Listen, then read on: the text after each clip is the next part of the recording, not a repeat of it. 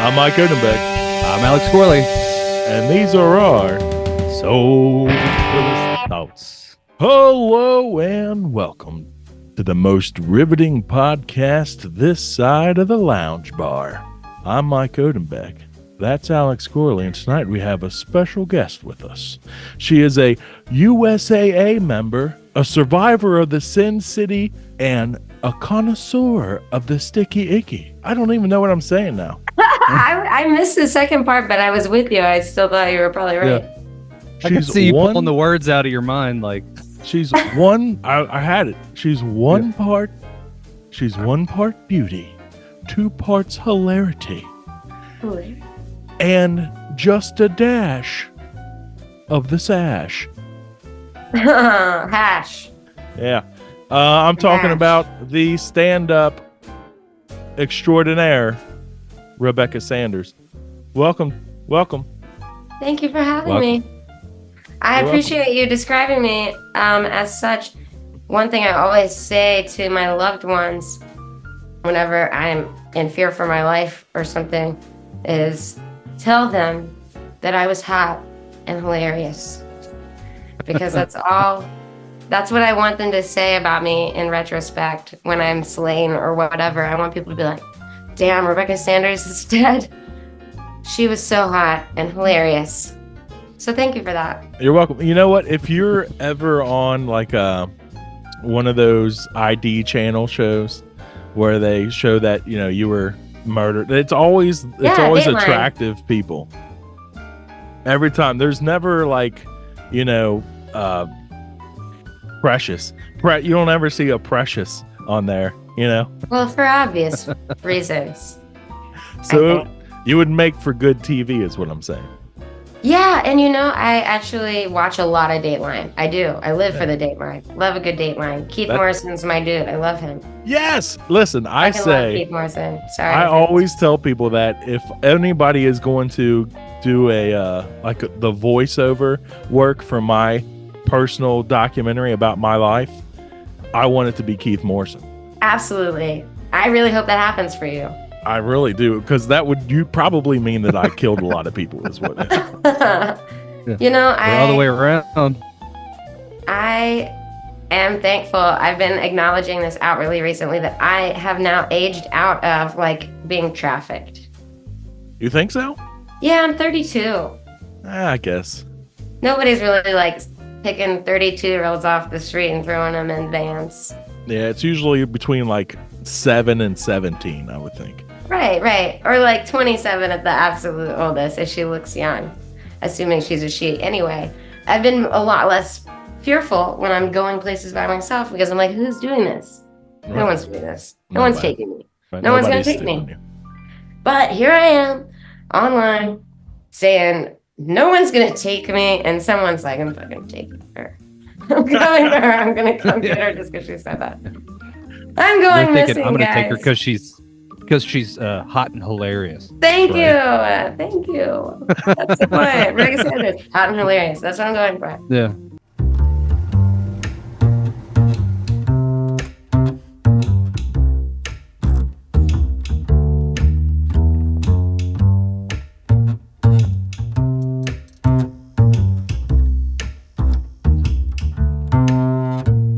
I should have seen that you were trouble when we went on our first date. You were an hour late, should have split. You showed me so many red flags, I thought you were made it. I should have run for the door, but I didn't. Oh, but now I'm sick of looking at your stupid face and the way you make me feel so bad. Goddamn disgrace, the things you say messed up my head, but now I'm clear and I got one message waiting for you. Honey, one message waiting for you. Ow, you told me that you were the only one who would put up with me, like I'm some charity when I'm not. My friends tried to warn me that you were a horny gaslighting jerk who's always out of work, still I fall. But now I'm sick of looking at your stupid face and the way you make me feel so bad. Goddamn disgrace, the things you say messed up my head, but now I'm clear. message waiting for you. Honey, one message waiting for you.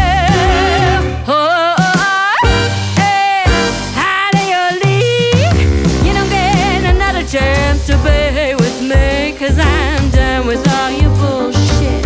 I'm done with your lies. Damn, and all the years I wasted, tears that I cried. 'Cause how do you leave?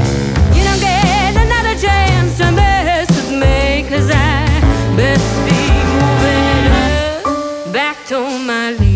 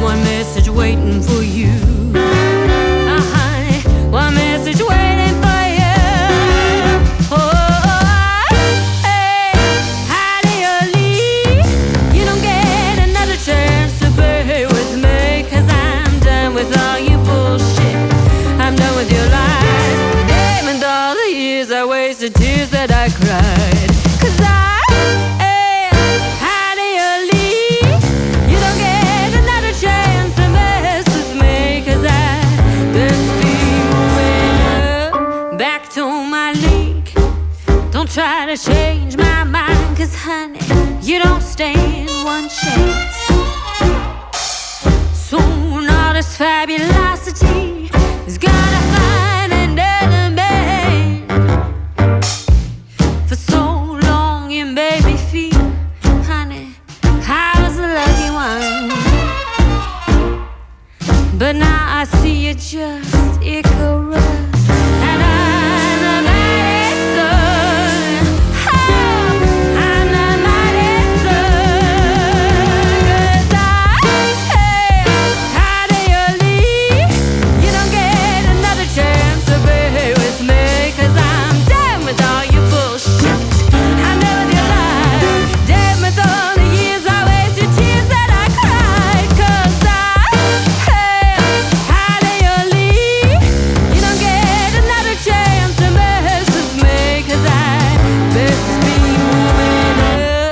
Back to my league. I'm going back to my league. I'm going back to my league.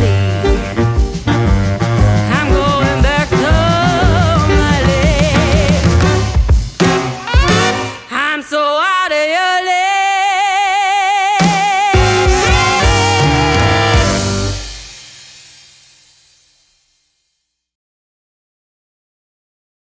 Speaking of like kidnap thing, did you ever see that video about the guy where if someone throws an egg on your car, they're trying to kidnap you? Oh, maybe it's just me that saw this. I think where they throw it on the windshield, and I think I saw a, what do they call it when you respond to someone else's video, a switch or something? That's so old. That's so old. I have no idea what you're saying. Stitch. A stitch. That's what it's called. I saw a stitch about that. And it blew my mind, because I'm out here very gullible, not ever expecting anything bad to happen to me, which is why I've ended up in a lot of really dangerous situations in my life. But ultimately, I turned it into comedy. But yeah, the idea is the egg hits the windshield. Clearly, you can't drive with an egg on your windshield. So then somebody offers to clean it off for you and then kidnaps you. Yeah. That's the idea, yeah. Yeah, especially don't turn on your windshield wipers if you hit the egg on your car, because that'll smear it and you can't see. You just keep driving with the egg on the car. So fun fact, if you are still in the kidnap category. I think I'm out of it, but I think that it never hurts to just drive if you get hit with an egg. That's the best way to deal with that situation. But man, they make it out like trafficking is this huge issue now. And it certainly is. I'm not trying to say that. But I don't know anyone who's been trafficked yet. Just saying. Nobody in my friend group, anyways. Everyone I know is fine. I was told Wait, you never way seen all back those- in the day that like there was a whole string of people that were like pretending to be police officers, and they would have like the lights inside their car, and they would like they're in an unmarked car or something, and they were pulling you over, and then those were the people that were kidnapping people. I remember this, and people were saying, "Don't pull over for unmarked cars." Yeah, so But I don't there know was for like. there was a time when I was younger when I got pulled over or was attempted to be pulled over by an unmarked police car, and I was like, not me, not today, not today, and I just gunned it, and then it was when the actual cops got behind me, then I pulled over. I was like, okay. Well, were they understanding when you finally stopped? Were they like, "What the I fuck, mean, man? Why are you running?" a guy from the like cops?" me, a guy that looks like me saying, well, I didn't want to get kidnapped. You're trying not to get traffic. It went really well. It went really well. And they were only pulling me over because of noise ordinance. I had my radio blaring in a residential neighborhood. Oh wow! And then they're Wow. like, now you're avoiding. But Yeah. luckily, after all that, they only gave me a warning. You know, I've had really good interactions with the police. The last time I got pulled over was about a month ago. California rolling stopped a stop sign on my street. You know, like you get into your neighborhood and you're like on that last stop sign. It's late. I just kind of look both ways, rolling stop, get pulled over. Totally forget I have like a massive bag of weed in my passenger seat, right? Like so big, like the biggest bag. Like potentially the most weed I've ever bought at once. Sitting in my passenger seat next to the crab legs that were going to go along with it. Okay. And I didn't move it at all. I just didn't think of it. And so this cop comes to my window. By the way, the guy's like 6'7", so all I can see is dick. And in the window, you know, it's just like dick. Yeah. And he Right. he says, "Can I see your license and registration?" I said, "Sure." And then he goes, "And can you hand me that big bag of weed?" And I was like, "Oh man!" And you know, I know it's decriminalized and all, but like, it's still, you can get a DUI for driving high, and this absolutely would have happened if he wanted it to. But he took it from me, and he went back to the car, and I'm sitting there like, man. And then he comes back and he says, "Well, you don't look like a drug dealer to me." And listen, maybe this is because I'm a white girl, maybe. In this instance, good thing. Yeah. And he says, "You don't look like a drug dealer to me. You were gonna smoke this, right?" And I'm like, yeah, I was gonna smoke it. Like, don't you see the crab legs? That was the plan. And he says, "Well, I gotta keep it. I gotta take it from you. You know, but I'm not gonna write you a ticket for it because I don't think it's my job to go around making people like your life harder over some weed." And then said that he thought that God gave us weed. Yeah. And that next time I should, and I quote, "be more sneakier." And I just left. Yeah, because he Be more 100% is taking that for himself. Oh, Oh, for absolutely. sure. And you know what? Whatever. Anytime up. that they take stuff like that from you and then don't do anything paperwork wise about it, that's because they're keeping it. Well, and that's what I thought. So I'm like driving away, bummed out because I don't have the weed, but I do have the crab legs. And I'm thinking to myself, okay, if this guy didn't write me a citation for this and he took it, then he can't really file it as like, oh, this was like something I confiscated without admitting that he didn't write me a ticket for it, right? Or what, I don't know, maybe he wasn't supposed to write me a ticket. I just had it in my mind like this guy's smoking this weed or he's giving it to his brother or something. Yeah. Did he take your crab legs too? No. Oh, But see? you know what? You He should fucking have. might You as should have well have. offered them up. You should have offered them up. Like, hey, I guess I if don't you're need gonna these take that, anymore. yeah, might as well take the crab legs. Come on. You're gonna go have my night. You're gonna have my night. That's lame. I didn't even know that I that just was a love- thing. That like crab legs and weed was a Really? a hand in hand thing. No. That's what I was gonna say. You gotta try this sometime. Crab legs You and can even cook your Once, weed huh? into your crab legs. Oh well, that's the way to do it. weed I see. butter. Yeah. Weed butter crab legs? Yeah. There's Yeah. the ticket. Yeah. There's I know, the right? ticket. Yeah. Spent the whole time Now- talking about how old I am, and now I'm talking about The exact same thing I was talking about when I was 17. Pulled the inner fat kid out of me. Love a good grab. This is Soberless Thoughts. Alex, are you drinking tonight? Yeah, not really. I'm drinking the Athletic Brewing Upside Down Golden, the NA. Oh, are you on an NA thing? I've been drinking NAs for a hot minute, to be honest with you. Wow. It's me and it's weirdly me and a bunch of guys at work, which I work at a brewery. We don't always want it because we get free beer all day, every day. So we're just like, man, sometimes we just want to have something, but after work, so we'll like sit there and buy these weird exotic NAs and just try them. They're never as good, but this is the best one I've found so far. I think I have a couple of those at my bar right now. I haven't tried them yet, though. Yeah. But I thought maybe you were sober. You were going like sober. sober? Sober. Oh, but no, you're just I inundated with beer and you have to try something else. Yeah, I come and go. It's like some weeks I hit it harder than the others, and some I'm like, all right, let's just take a foot off the gas pedal for a little bit. I was gonna tell y'all a gross NA to don't try is Bravas Brewing Peanut Butter Dark. No, it's a rough one.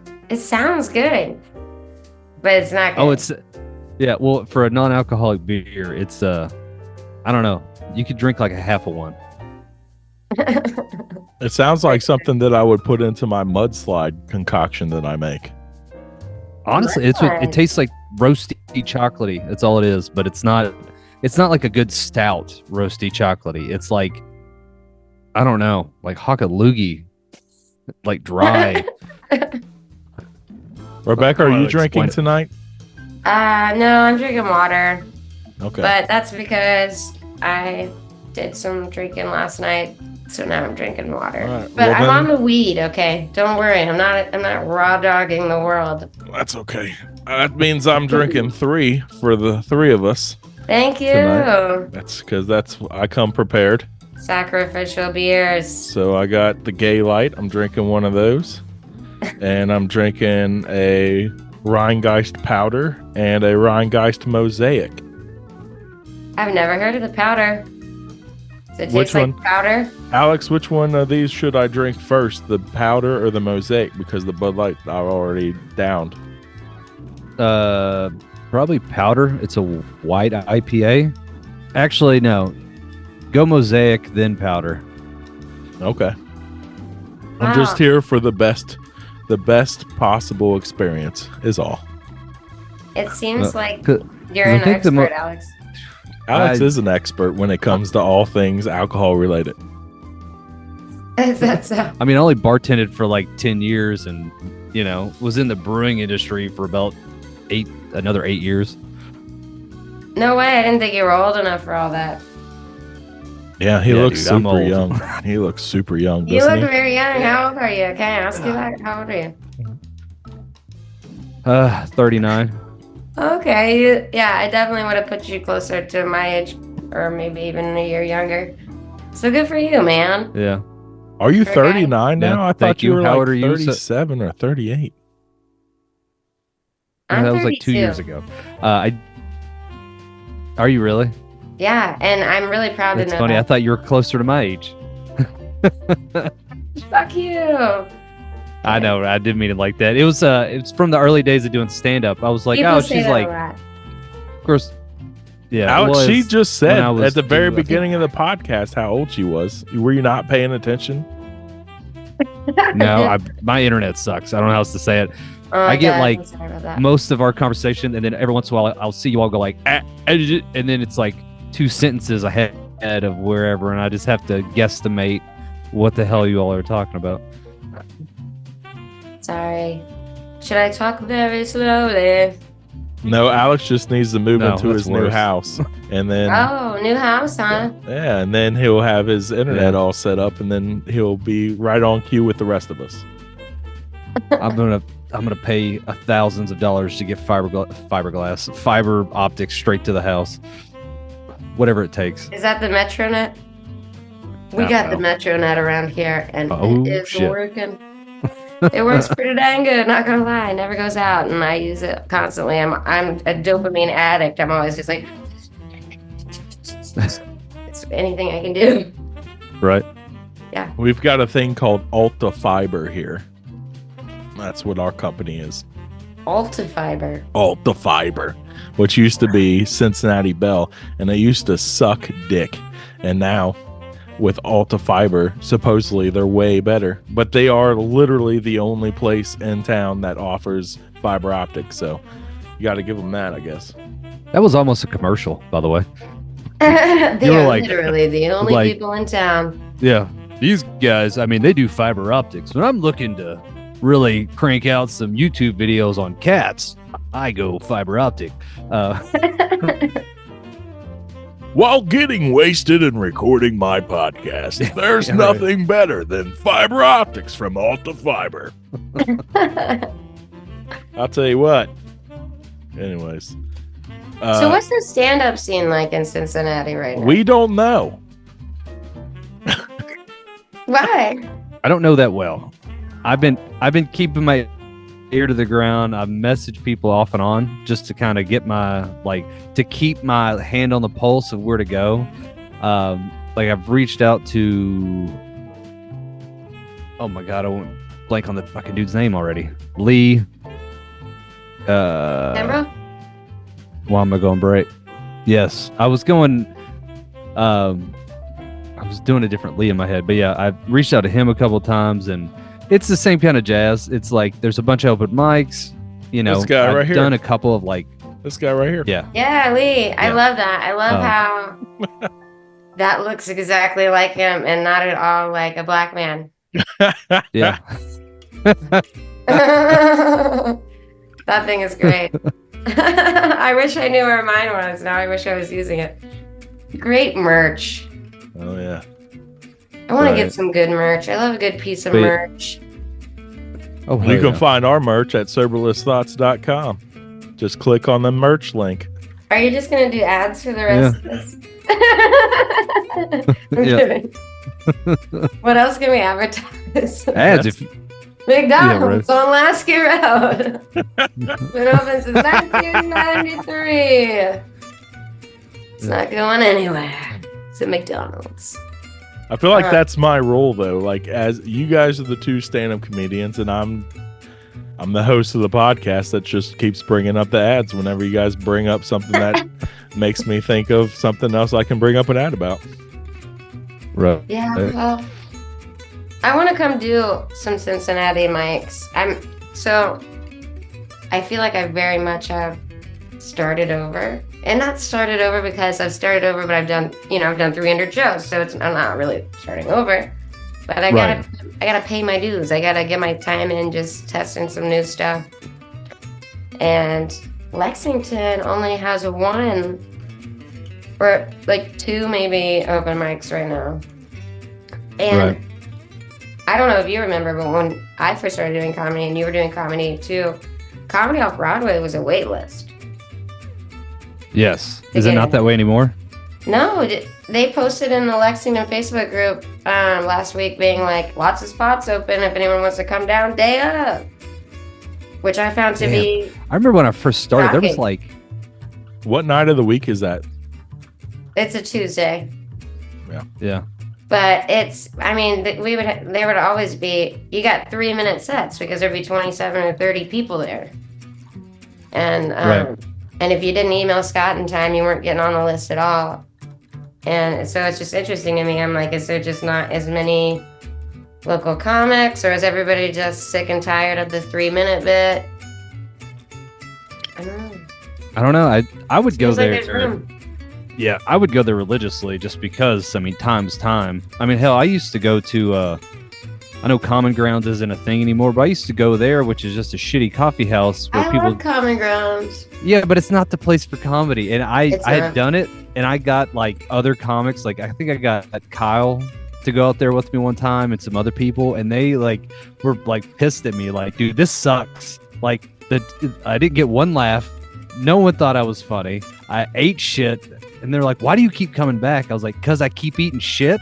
And one of It's these good days, for I'll you. I know. I was like, it helps me not to like fall apart on stage when I'm actually in front of a group that wants to hear it. I was like, it's very masochistic, but I get it. Like, it's just, I don't know. It was going How do you through the build a ringer. callus for rejection, or how do you build a callus for bombing? Put yourself in situations where you're nearly set up to fail and try your absolute hardest. And then when you do get a win, it's just such a fucking good win. You know how I used to do that? I would go to nightclubs and I'd find the hottest girl in the nightclub. And then I'd go up to her and I'd just give her a couple lines. And then she would always just look at me like I was the nastiest thing she ever saw in her life. And then it would make me smile and I'd walk away and I'd feel so much better. Or like anything, like my feelings are already hurt now. Like I can do anything now. I can walk on water now. Yeah. The strength that you get. You gotta like provide yourself a little adversity there. I think about that a lot. I think that when you start doing comedy, you have a choice to either really enjoy the comedic aspect of the hard venue, or you can just be discouraged and be like, oh, this isn't what I thought comedy was going to be. But like, that is exactly what comedy is. Like, it's the twisted cork. It's Kyle Fields and Chris Hurst and Matt Linville and I did a show in Kentucky somewhere. I remember I drove like an hour and 45 minutes or some shit to do this show, and I think they were going to give me like 10 minutes. And it was also championship basketball game between Kentucky and Louisville, I think, that year. So it was like a huge fucking deal. And it was St. Patrick's Day or something. So it was like, we were in an Irish bar. And so one half of the bar had the TVs, and everybody that was there, and they were all like packed like sardines on this one side of the bar where all the things worth paying attention to were happening. And then our little show was on the other side, right? And there were two people in the audience. And the two people were making out intensely. Like just, they were like so deeply like next to fucking in this room. And Kyle wanted to do crowd work.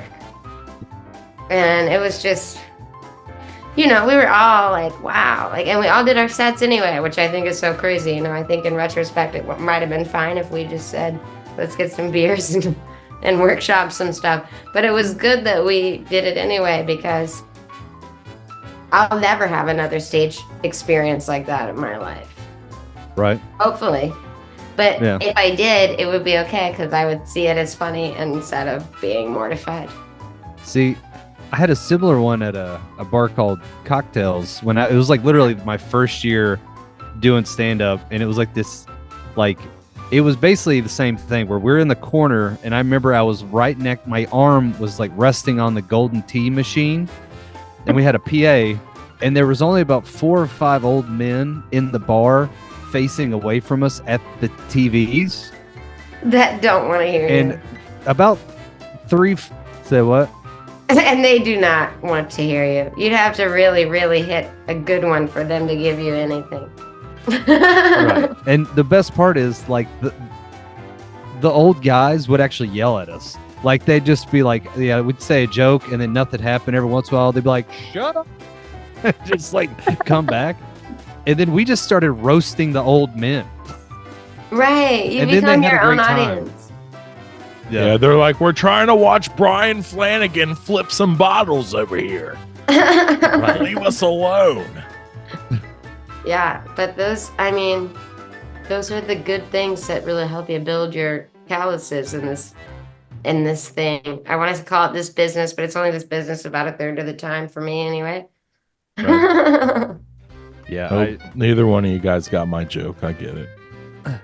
Brian Flanagan is Tom Cruise's character in Cocktails. He was at Cocktails. I thought Brian Flanagan was a guy from Whose Line? No. I thought you were making somebody up. No. God. It's Tom Cruise. You know he's the one guy I'm allowed to fuck. Come on. Yeah. He's your hall pass? Yes, Tom Cruise. He's a wee man. He is. Yeah, he's a very wee man. I think he only probably weighs like 135 pounds. He'd get it. Yeah. Yeah. He would take my power bottom all day long. I don't know if you could handle the cruise. I don't know if my wife could handle this episode. I might have to tell her I to can skip just it. see Tom Cruise right now coming down your bedroom ceiling. Like, Yeah. On his Mission Impossible strings. Yeah. Yeah, that's a sex swing. Yeah, exactly. He's got all this practice.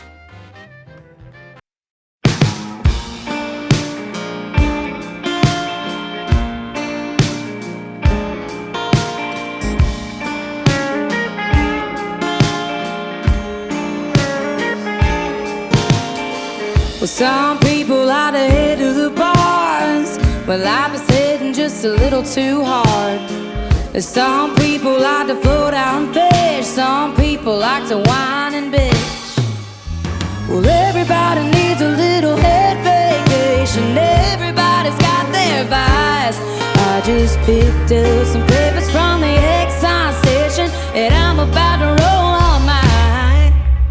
I smoke weed, and I don't give a damn. Zip a lock in my pocket with a couple of grams. There's a pretty good chance that I'm high right now. Just kidding, Mr. Officer, unless you're down. Oh, weed, just about every day. First thing that I buy as soon as I get paid. If there's only one thing gotta know about me, it's that I smoke weed.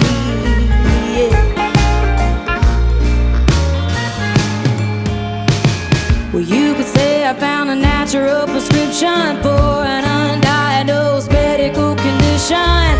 If you ain't got your own, that's fine. Hell, I'll share mine, 'cause I smoke weed, and I don't give a damn. Zip a lock in my pocket with a couple of grams. There's a pretty good chance that I'm high right now. Just kidding, Mr. Officer, unless you're down. Oh, weed, just about every day. First thing that I buy as soon as I get paid. If there's only one thing gotta know about me, it's that I smoke weed.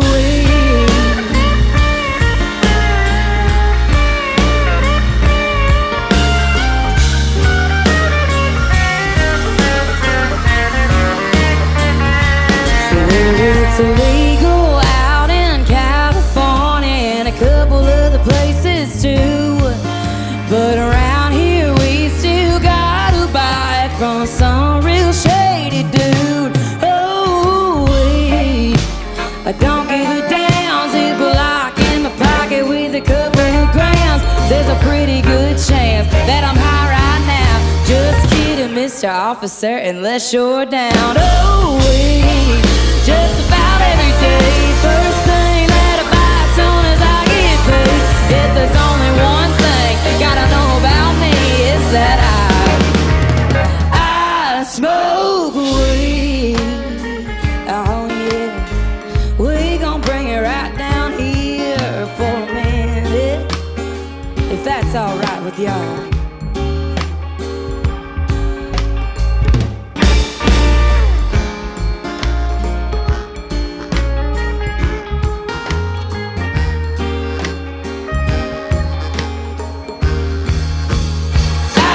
Smoke weed.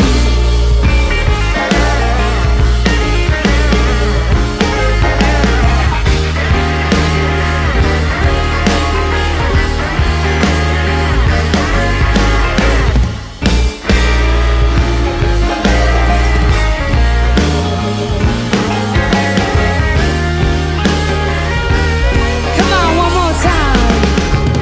I smoke weed. Yeah.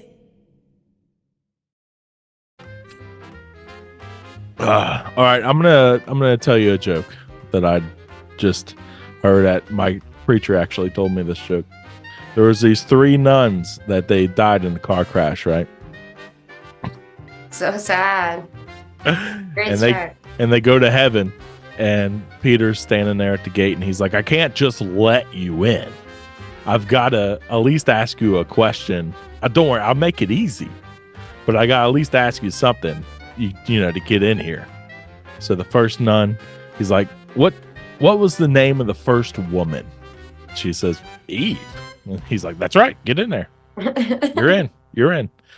The next nun comes walking up and he's like, all right, where did Eve live?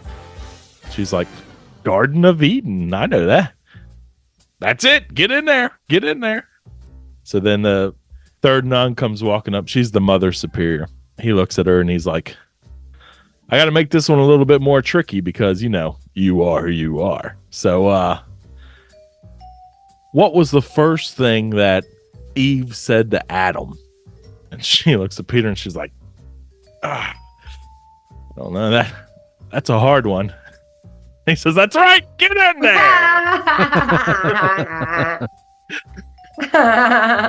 Wow. Did you come up with that one? Did you write that one? So whose dad told you that? I told you my preacher told me that. That's more like an uncle joke. That's like a drunk uncle joke. Yeah, my pastor told me that. Oh, that's who you meant that. You actually heard that's that. that's where I hid that from. Wow. He's like, I got a good one for you, Mike. You can use it. You can use this. Yeah. I love when people say that to me. You got this one. Oh God, yeah. Hey, I got a joke for you. Hey. So two guys walk in a bar. You're like, God damn it, I already can't use this. Yeah. It's amazing how many people are like, I got something you can use. Or they're like, oh, I got something funny and you can use this. It's like, oh, well, thank you. All right, let me ask you this. Have you ever had the aggressive person that asks you to make them laugh? Like, hey, you're a comedian, make me laugh. Oh my God. I'm like, I hate you. That's what I should say. I hate you because this is the worst situation you put me in because you're going to never laugh because you're trying so hard not to. I live in a perpetual that situation. So I manage a bar. Yeah. But I also bartend. And I try to basically keep it very secret that I do this at all because how do I say this right? My demographic is like boomers, really. And so just take whatever set of characteristics that come to mind into account here. So they always are like, if they find out I'm a comedian, it's just, you're a comedian? First of all, I had no idea. Awesome. I'm constantly trying to make you laugh. 2, tell us a joke. Oh, come on. Give us one of your jokes. Give us one of your jokes. Okay. If I have any jokes that are just like da-da-da-da-da-da, they're extremely inappropriate for this environment. Right. Yes. Yeah, but at the same time, you tell me you're a yoga instructor, I'm not like, do it, downward dog right now, you know? No one else has to prove that they have a hobby or job that they claim, you know? But if you're a comedian, they're gonna want that shit from you right now. I feel like it takes a certain type of comedian to have that type of stuff. Anyways, my cousin's one of those people. He's like he had him on a podcast a couple weeks ago. He's like the son of Rodney Dangerfield. Oh, I love that. I wish I was that kind of comic. I'm a huge Stephen Wright fan. I love that quippy one-liner crap. And I have a couple of those in my back. I have very few in the whole time, the 10 years or whatever I've been doing comedy now. But I keep a couple of those in my back pocket for when someone says, tell me a joke, and it is someone that I actually respect and want to like me. That's not a frequent encounter. No, I get it. I've got the same 2 or 3 jokes when someone asks me tell me a joke. I'm like, all right, habba habba habba, and then they're like, and they're not great jokes. They're played out right, because this isn't the way you do it. Right. It's not how to do a stand-up. I'm like, I've been doing it for so long that I'm like, I don't even say these jokes on stage anymore. It's just everything else I talk about. It's context. Do you have 10 minutes for me to set this up in a conversation? Right. It's observational. I have to tell you a whole story. And then that's going to miss in this context, right? It's going to miss in that, old guy at the bar is tell me a joke. And now I'm going to take 90 seconds to tell this joke that's not going to be funny to you because you're an old man here at the bar. Well, that's and I you're try to talking keep it about secret. you're talking about you're in a boomer situation though too. Like they're all about those one-liners. They grew up with Rodney Dangerfield. You know, Right. I had this guy that I used to work with. This motherfucker never said anything in his life that wasn't a one-liner joke. Like I swear he didn't. Like it was every time I saw him, every time I had tried to attempted to have a conversation with him, I couldn't because everything was just, and he was so quick with it too, and everything was just a one-liner. And I'm like, dude, I'm just trying to have a conversation with you. I want to talk about the weather, and he won't do it. Yeah. That's worth acknowledging. This thing where, I mean, even the whole term dad joke kind of like originated about boomer dads, right? Is it that boomer dads, boomer men, are they funny? Do we have to just acknowledge this? Wow, that sounds like the beginning of a funny documentary, like Boomer Dads. Are they funny? Find out. Are soon. they just funny? We're going to discover it on this episode. I like that. I don't think so. Like Yeah. we had a whole episode that Alex and I did where we just came up with dad jokes and just sat on back and forth to each other the whole time. Oh, it was miserable. And it was horrible. It was so bad. Yeah, I apologize to the audience. You had to sit through that shit. Where I was like halfway into it, I'm like, dude, this isn't it. This is not us. We gotta chat, man. We can't be doing this like we used to when we first started. We used to start with a topic and try to stay on. We never stay on topic ever. We'd be like, all right, we're gonna talk about Theodore Roosevelt, and the next thing you know, we're like, you think aliens and Bigfoot are the same thing? And then it's just like, wait, Theodore Roosevelt, do you think he could be Bigfoot? I don't know. Let's keep going with something like. I'm glad you guys didn't ask me to talk about Theodore Roosevelt. What, do you know a lot about him? That'd be wild. I don't. Yeah, okay. Do you? Yeah. No. He was a president. We know that. I know that. He had a raging mustache, that's for sure. Yeah. Probably stinky balls. That's all I can ever think about the forefathers is that they probably all had really stinky. Oh, Theodore Roosevelt definitely was not a forefather. Yeah. Well, any historical, I guess not that historical. How long ago are we talking here? 80 years or something? Less than, I don't know, I think less than 100 years ago. Yeah. Maybe around there. Wool suit generation. Wool suits, no AC inside, stinky balls. Stinky balls. That's the point I'm getting at. Yeah. Stinky balls. He was more of a foreskin father, right? Foreskin father, yes. I love this. For sure. I doubt he was Jewish. Rebecca, are you Jewish? Let's get into that. But a lot of people think that about me, and I find it really complimentary. Yeah? I don't know. I think that people think that Jewish people are funny. Think about all the really funny people in our society that are well known, and they're basically all Jews. Yeah, there's a lot of Jewish. Like all of them. Yeah, comedic writers for sure. Like like Larry David, Seinfeld, all of them. Judd Apatow, Adam Sandler, Sarah Silverman, Paul Rudd. Seth all Rogen. of these people are Jews. Yeah. All of them. Tina Fey, she's Jewish. Tina Fey. Tina Fey's Jewish? I didn't. Do you think know it that. has to do with something like learning? I'm stereotyping here, but having to learn. I know, like traditionally, you have to learn Hebrew. So you think like learning a second language helps to like, I don't know, work with the grammatical and I don't know that part of your brain where you like writings like, I don't know.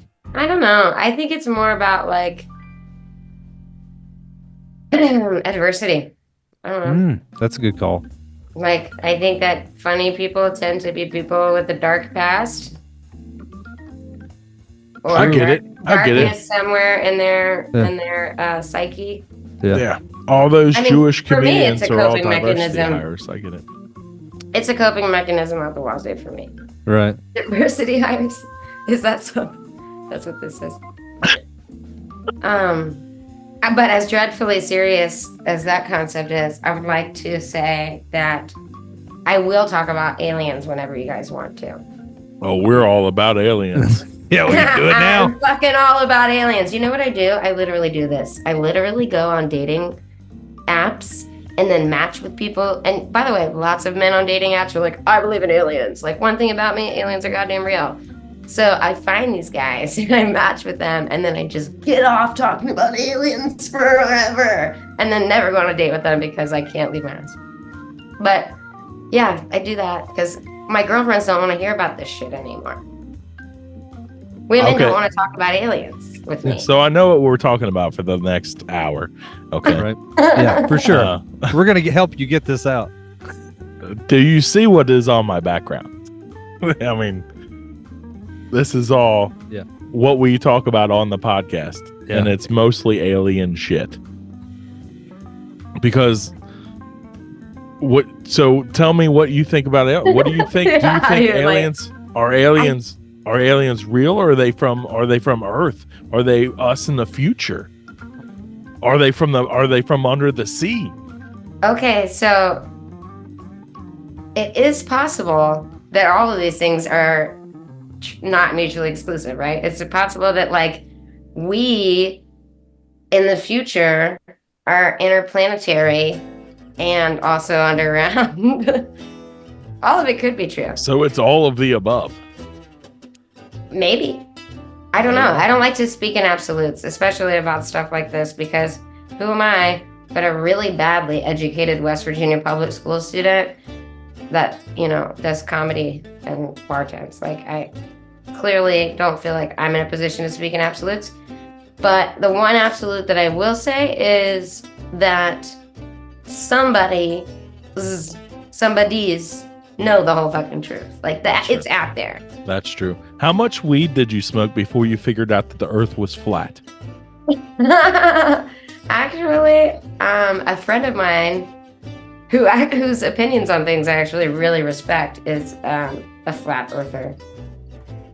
And I will literally not sit here and tell you that there's no fucking way the earth is flat. I will not sit here and do that. I think it's probably round, but it'll be flat. Yeah, my question to that is, have you ever seen the curvature of the earth with your own eyes? I don't know. I don't think so. I have not.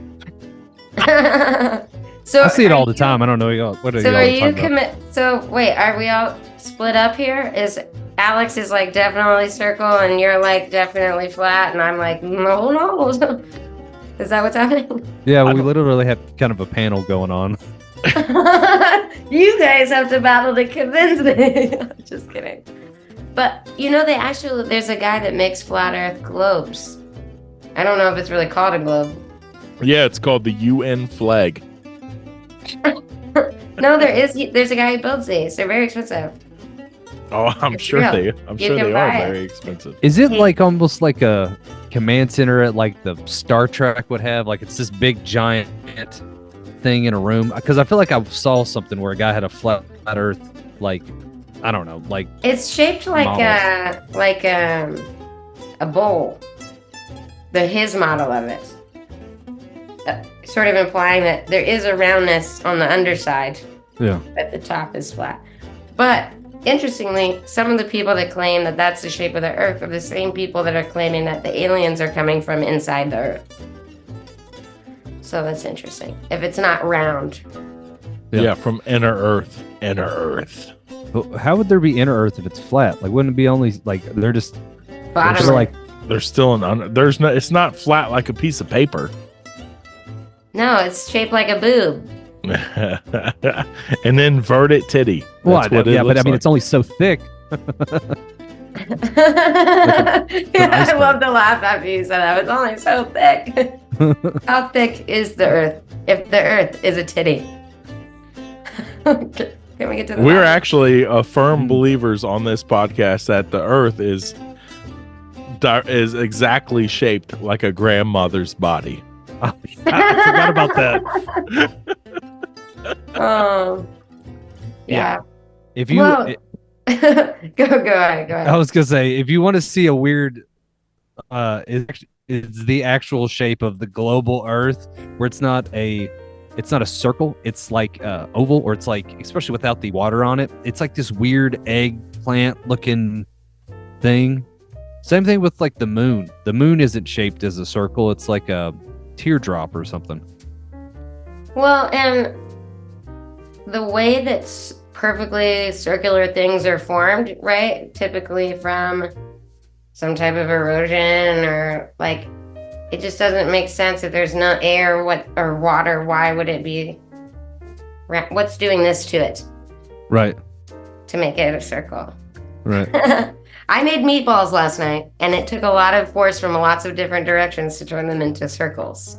Whereas if it just existed on the plate and I took rocks and threw them at the meatball, I wouldn't end up with a perfectly circular meatball. Take a lot of rocks.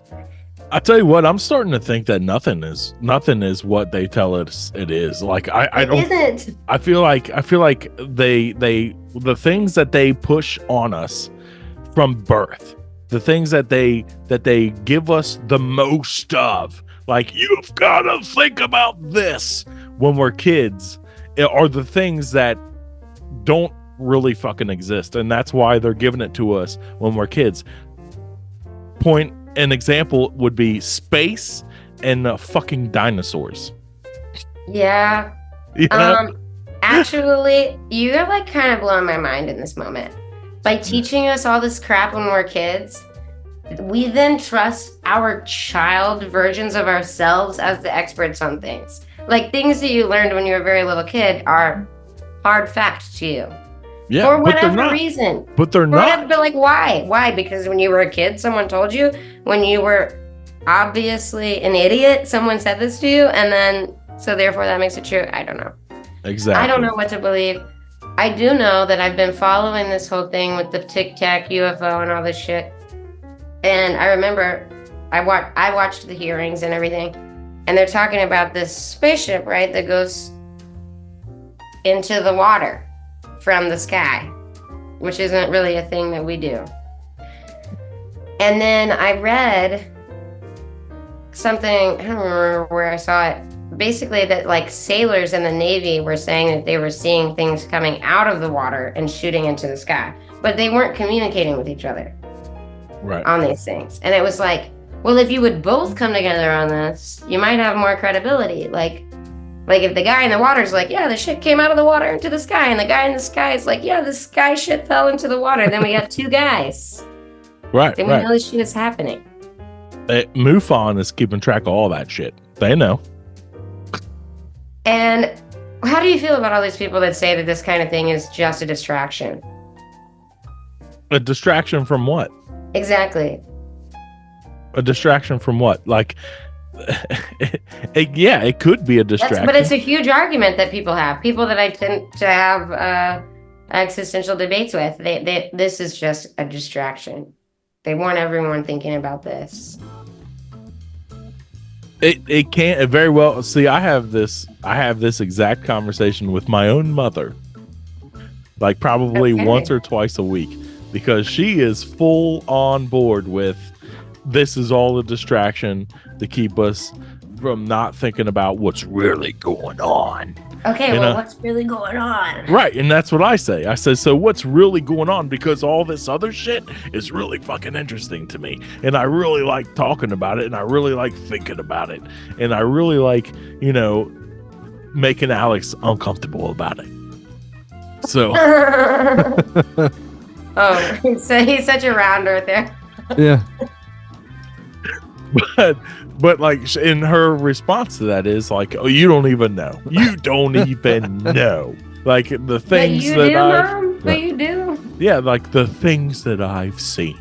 The things that are on the internet and this and that and da da da da. And I'm like, I don't even, you're right. I don't know. And I don't want to know. Like, I'm glad that I'm in the conspiracy theories area of the theme park that I'm in.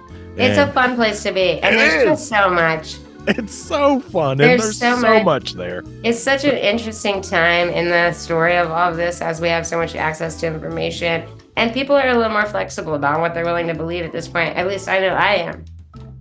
I'm not out here saying the world is flat, but I'm saying that I'm not closing my eyes to any evidence that it could be.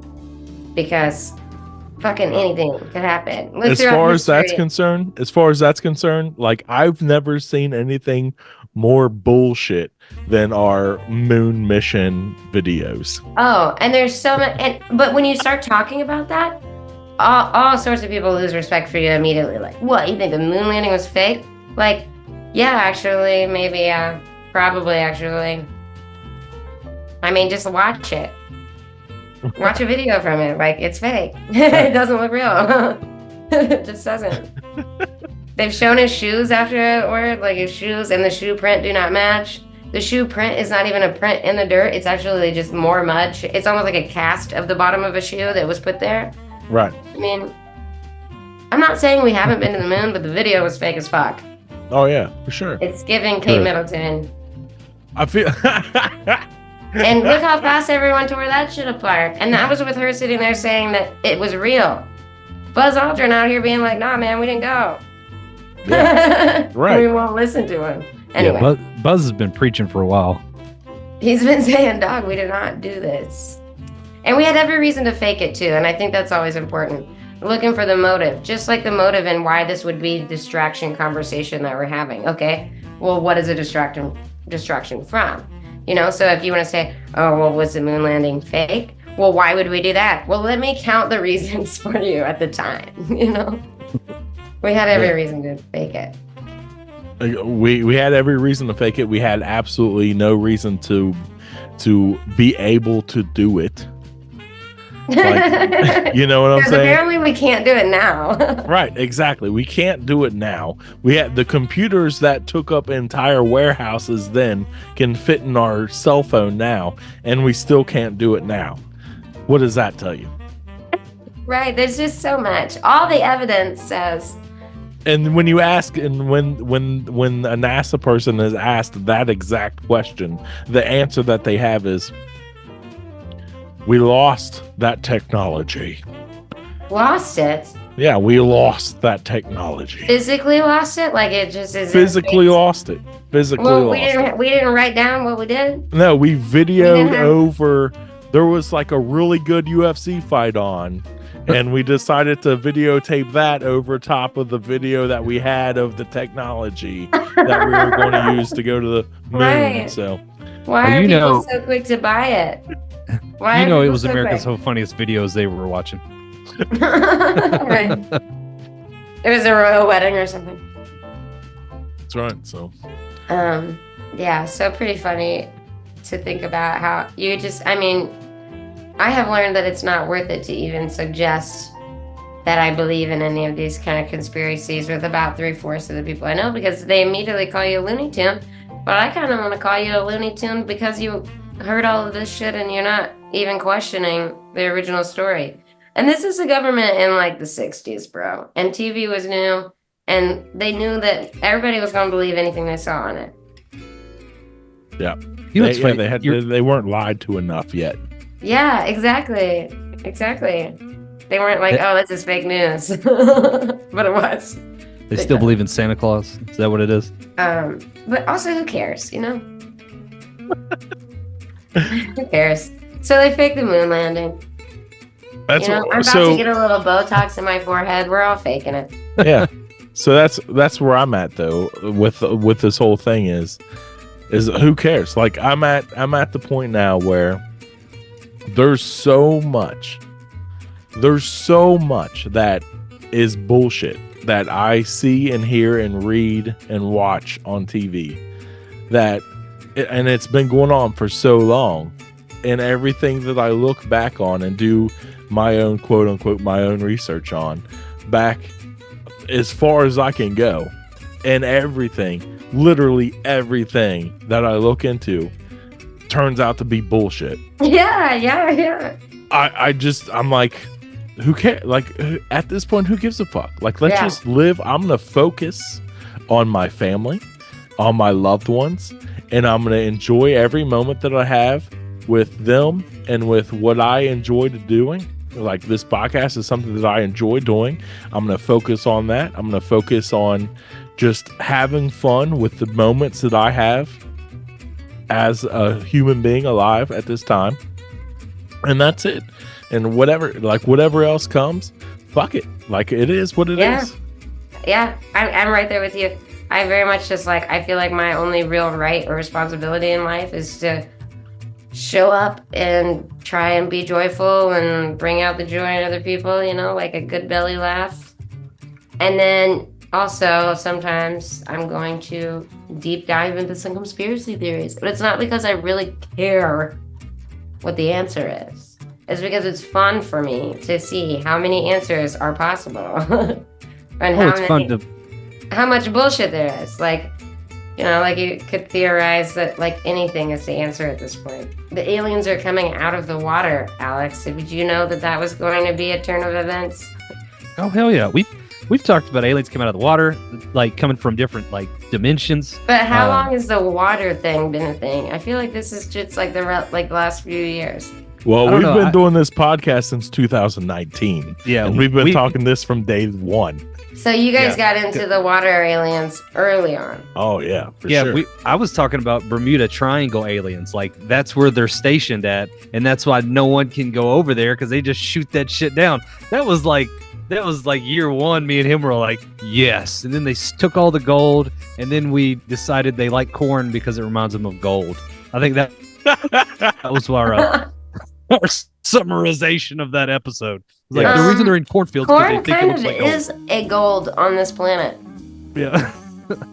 It's true. If you've watched the Pocahontas cartoon, you know that corn is gold, goddammit. That's one of the colors. That's one of the colors.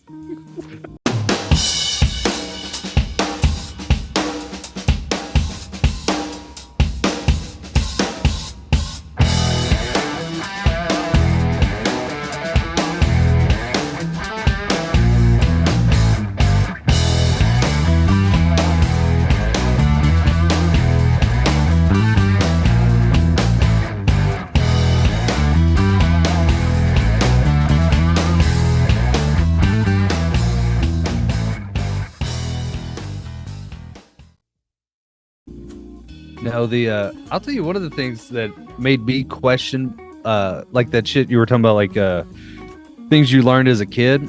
It was actually one of the episodes here where we were doing it on fucking dinosaurs, and it was like you learned that all the dinosaurs like got extinct, but then when you actually research it, they go, well, not all of them, because like the chicken is a descendant of the fucking Tyrannosaurus Rex.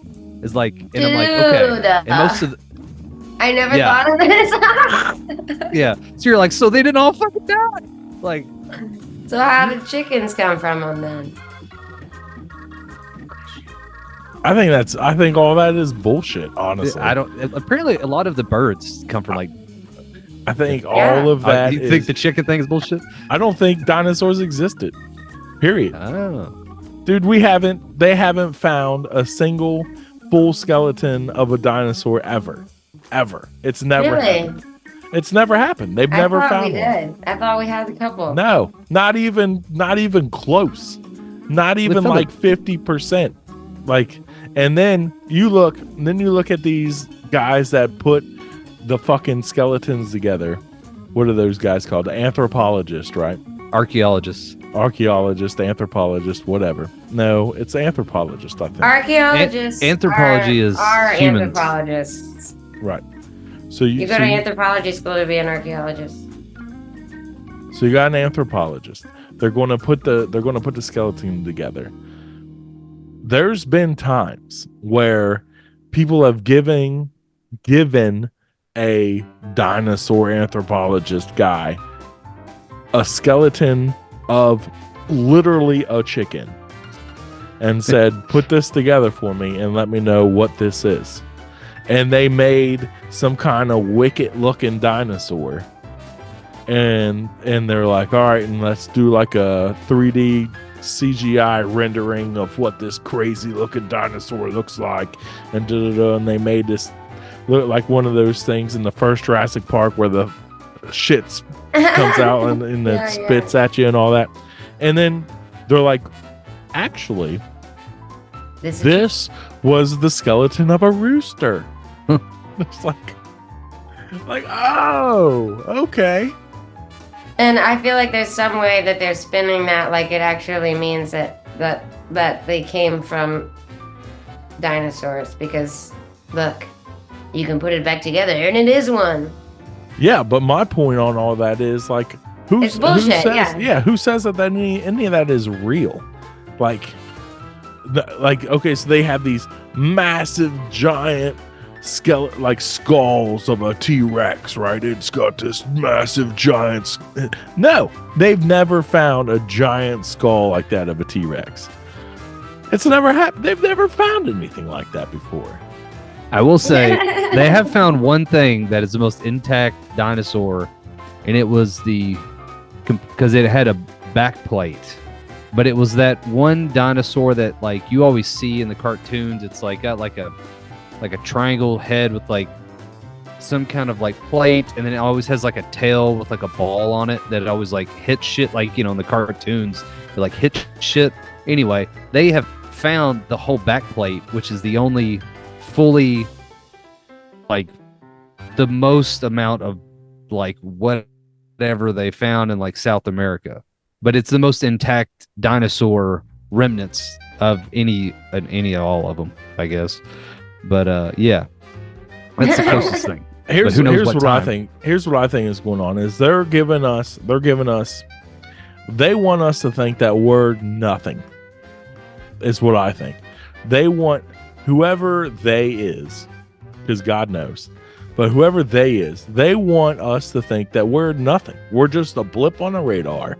We are literally nothing. When they talk about space, we are this tiny little dot, and then they zoom out of our universe, and they zoom out to the galaxy, and they zoom out to the Milky Way, and they zoom out to this, and they zoom out to that, and they're like, you can't even see us now. You can't even see our star now. They zoomed out so far, and they're like, this is how big the space is. And they're like, and you're just this tiny little speck of nothing on this, you know. And then they do the same thing with time, because they're like, you know, 42 billion years ago there was all these dinosaurs roaming the earth and this and that, and it's such a massive amount of time that you can't even contemplate the time that they're talking about, because it's just, we live maybe 100 years if we're lucky, and they're talking billions of years all the way back to and there's this giant reptiles running around and eating each other, and all this was going on right where you live now, you know. And it's like I think all that, and like I said, they give us all that when we're kids, so that's imprinted into our brains from the time that we can first start hearing stories that our parents are reading to us. Because I have kids, and I'm reading these stories to my kids now, and I'm like, and then as I'm reading them, I'm thinking to myself, like, how much of this is actually just bullshit, you know, as I'm reading these pages, and I'm like, God damn. Okay. I think that's what it is. Like, it's all. So do you think that everyone participating is complicit in the bullshit aspect? No, or do you think that people are just all convinced? No, I don't think that, like, I'm not complicit in this. I'm just reading it because it's a fun story to read to my kid. Right, but the people who are working as archaeologists, and they're working as anthropologists, and they're studying this long history of the Earth, like, do you think that they are seeing things and they're like, if they see something, and I know this for a fact because there's been quite a few of them that have talked about this, if they see something that counters what is mainstream science, they will not talk about it. They cannot talk about it, because if they do talk about it, then they lose all of their funding for whatever research that they're doing. And then they're basically, and they lose their job, like the whole nine, everything. Yeah, and get smeared as a conspiracy theorist, as a pseudoscientist, and all this other stuff. So they can't. So if they see or find anything that is contrary to what the popular belief amongst other scientists is, and actually, what's his name? Who's the one dude who's always talking about space? The black Neil guy. deGrasse Tyson. Yes, he was on this other show, this TV show, and he was talking about not this specifically, but about science in general. And he was saying science is what the popular belief is amongst scientists at the time. Period. Exactly. You look throughout history and you see all these other times when things were established realities that were later debunked. Right. And the guy who was hosting that show was telling him like, look, dude, I got receipts for like all this other stuff that debunks everything that you're saying right now. And he's like, I don't care. Neil deGrasse Tyson said, I don't care. Like, I don't care that you can prove what I'm saying is wrong, because what the collective of scientists, including me, the popular belief of all scientists says that this is right. And whether you can prove that it's wrong or not, I don't care, because what we all believe as the scientist community is that it's right. So, you know, what it is. And that's sort of like admitting that they are the makers of science in some way. Yeah. It's almost like it's a religion. Like it's a religion, and like they have their faith, and their faith is what their populist belief is. And then anything beyond that, anything that counteracts that, they're not going to even hear, not even have their ears open to that, because it contradicts their faith and their science. Well, and that's a shame, because I feel like if I were a scientist, which I cannot even fucking imagine because I'm terrible at math and science, I would want to be the guy that gets credit for establishing the new thing. Like, oh, actually this, and name it after me. There's a new Sanders theory. You know? Yeah. But I mean, look at that, like, kind of the ultimate goal. Look at the times that has happened, though. The people who, when that happens, one, that person is ostracized. They lose their job. They lose all their credibility. They die poor, broke, drunk in a gutter. Okay. Or they're sentenced to death or murdered. Yeah, that's yeah, yeah. Or they're kidnapped by, you know. Anyways, so, but something. They don't get the credit that they get until 100 years after they're dead. And then all of a sudden the rest of the science community comes around to what they were talking about. And it's like, oh yeah, remember that guy who told us about that, 100 years ago, and we burned him at the stake because of it? Funny thing, he was right. Isn't that crazy?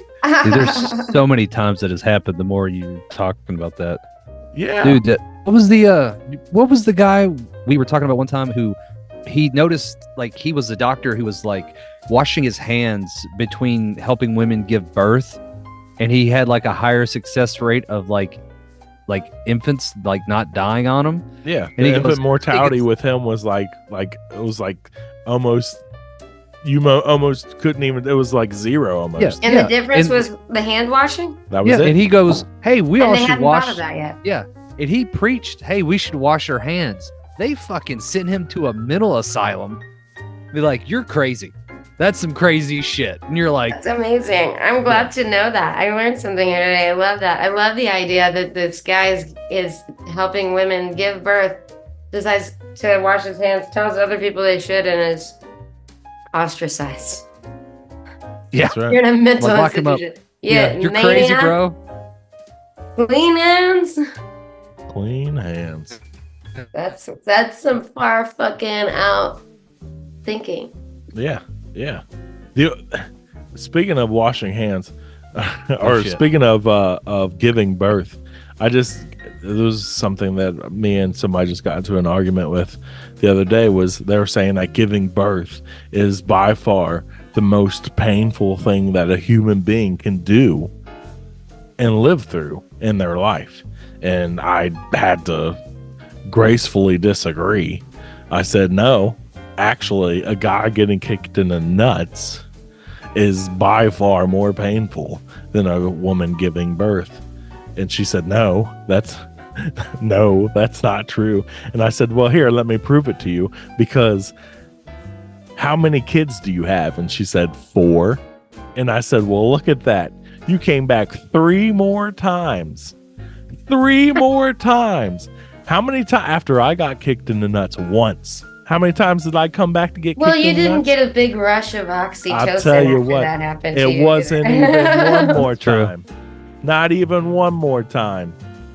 But, I will say, once I was elbowed in the ovary. Ooh. Which is sort of like a lady ball, Yeah. Inside your body. Much safer there, less happens to it.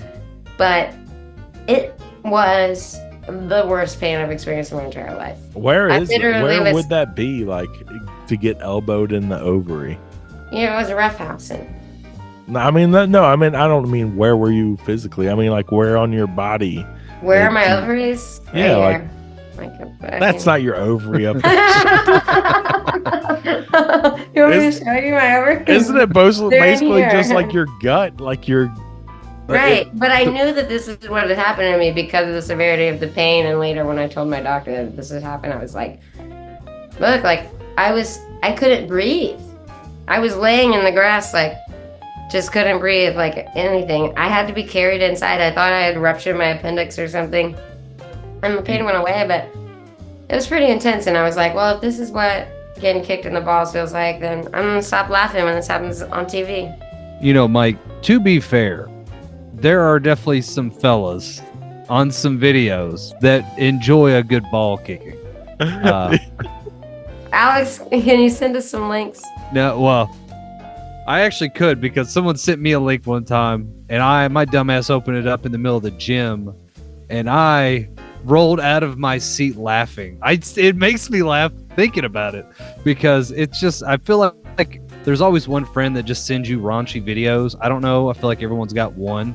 They're like, here's some stuff you don't want to open up around anyone else in the world. And my dumbass was sitting there on like on the bench press machine or something. And like, I just like, oh, he sent me this. Let me click on it. And it was literally, I'm like, what is this dude standing naked in this room for? And all of a sudden, some woman out of nowhere kicks him the hardest I've ever seen anyone kicked in the balls. And his scream made me laugh to a point where I couldn't breathe. And it was hard to explain to other people why I'm laughing so hard. Oh my God. You sent me that video. It was hilarious. Because I'm like, you asked for it. But yes. Now I'm the only one who hasn't seen this. I had to find it. It's out on the Facebook verse. Well, the best part was the beginning of the video was like, remember 5 Gum? And they had all those crazy commercials. It was like chewing 5 Gum. And it's like the whole room turns into ice. Basically, that was the cover. And I clicked it and it goes, what's chewing 5 Gum does for you? And all of a sudden it flips and it's just some dude standing there butt naked. I'm like, what? And then all of a sudden, whoop, pop! And I'm From the front or from the back? front.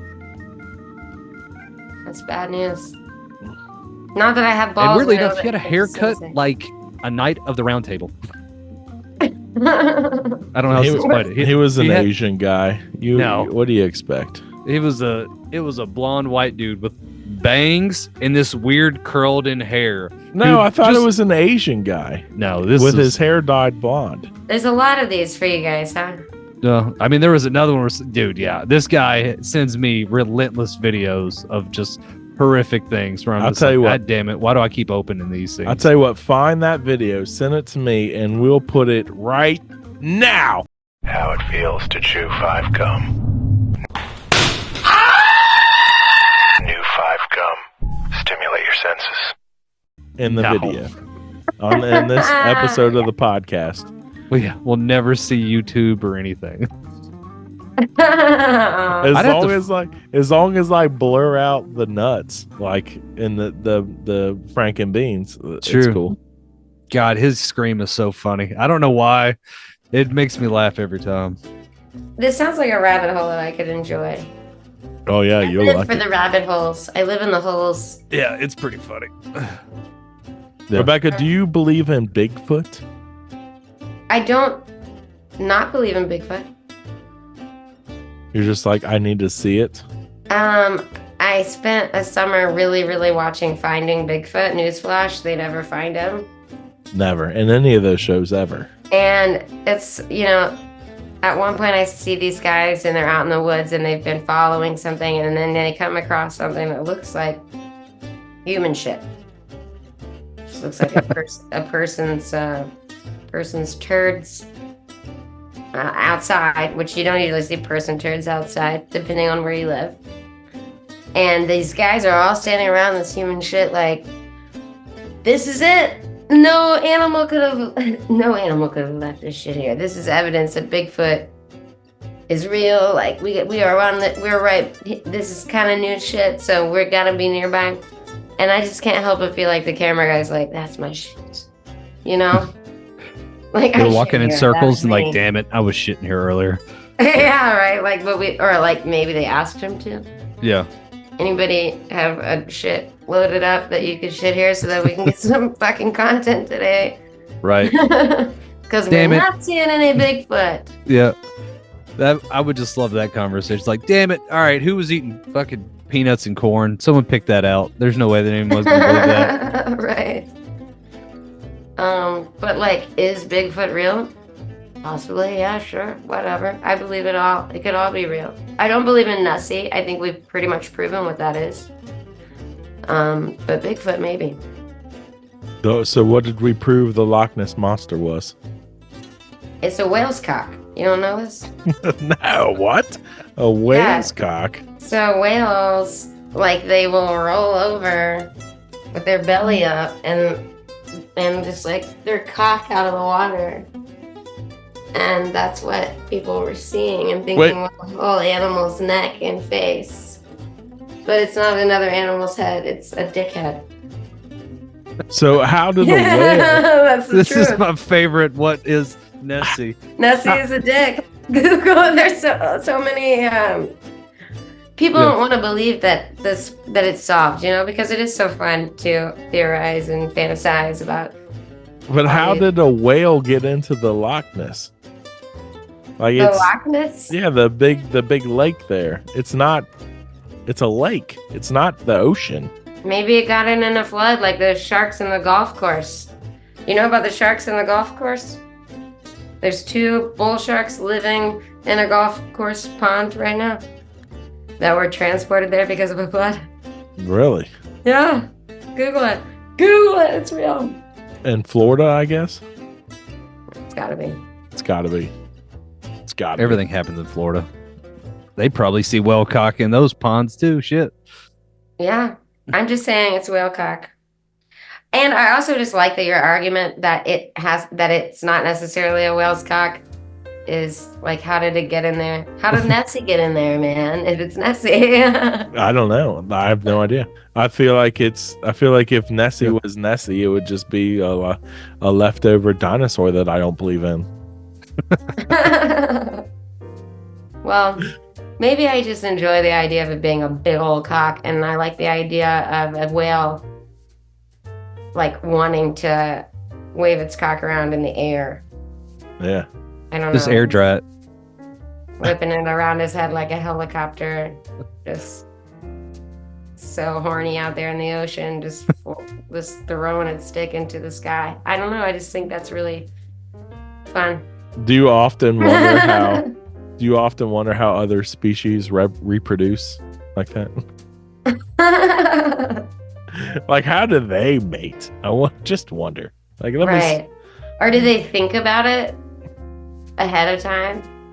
Like, you know, like how humans would see another human they're attracted to and like imagine what it would be like. Like, is a whale like imagining, oh, look at that big old whale girl. I'm gonna like go over there and just be like, you know? I assume that's what it's like. I'm just going to float my dick for a while. Let her see it when she comes up for air. I'm just going to rudder over. I'm just going to dry it out a little bit. Yeah. Maybe I'll give her a couple of. Oh yeah, that's the cackle. Whoa. How do you feel about dating now in the 2024?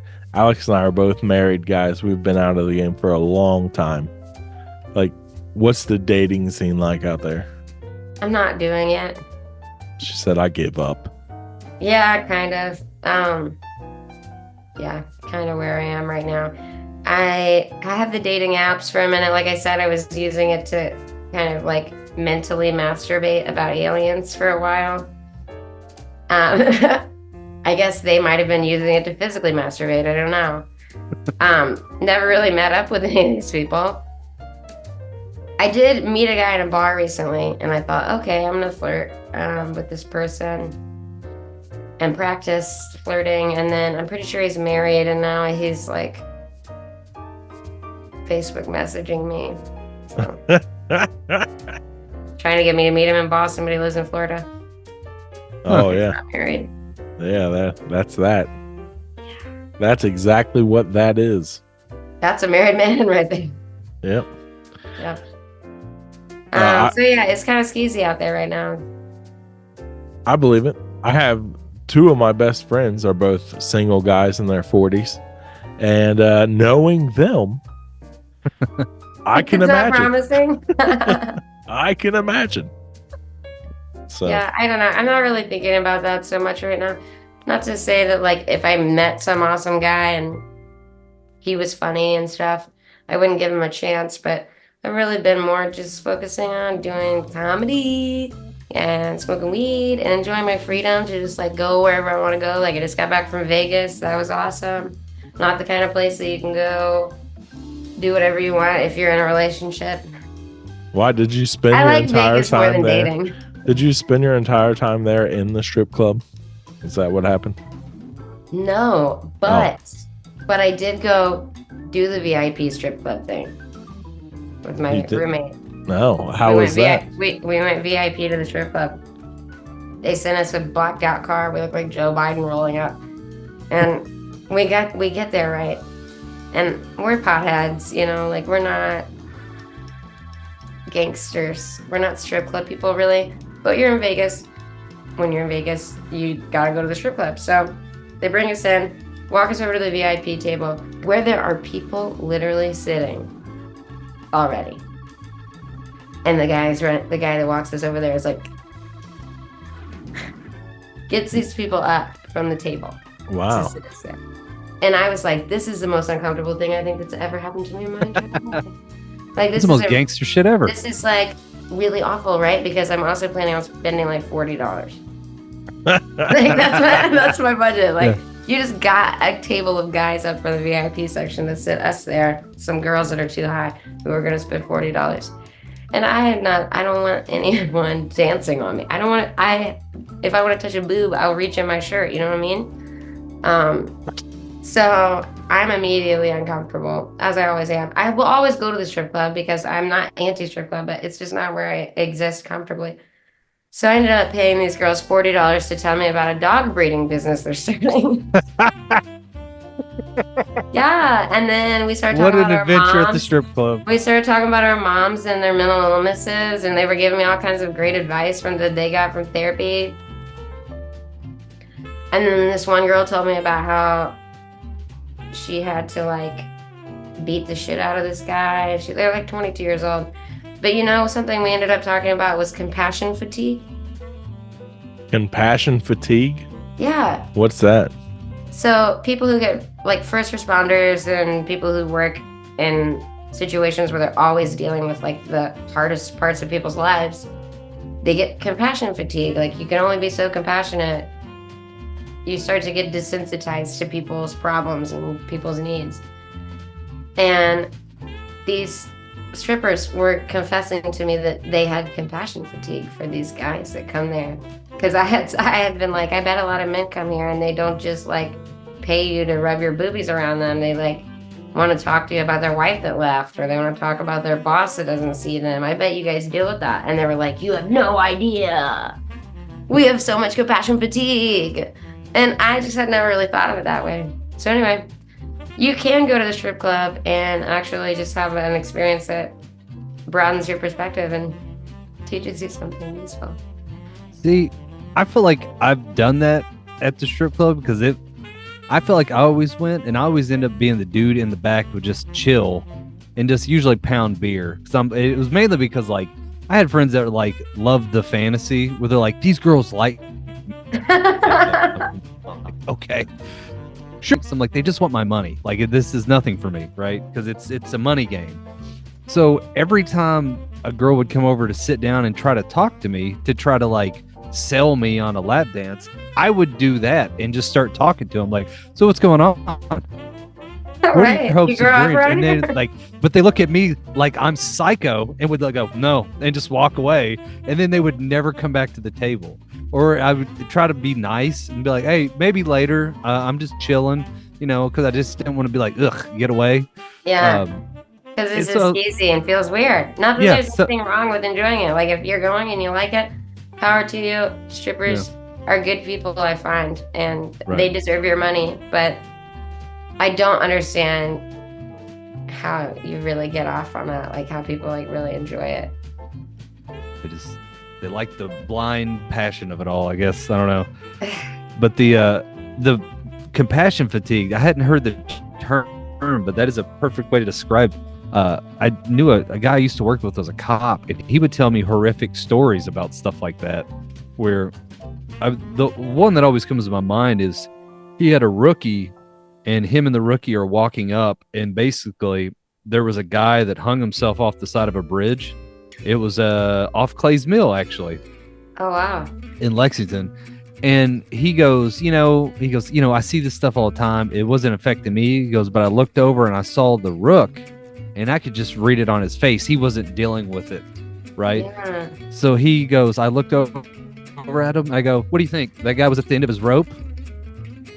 And he goes, the rookie just like was so horrified that he said it, just started laughing, and it like desensitized. Yeah, well, you have to. And he had to like pull himself back out of, like getting into his feels of what he's looking at.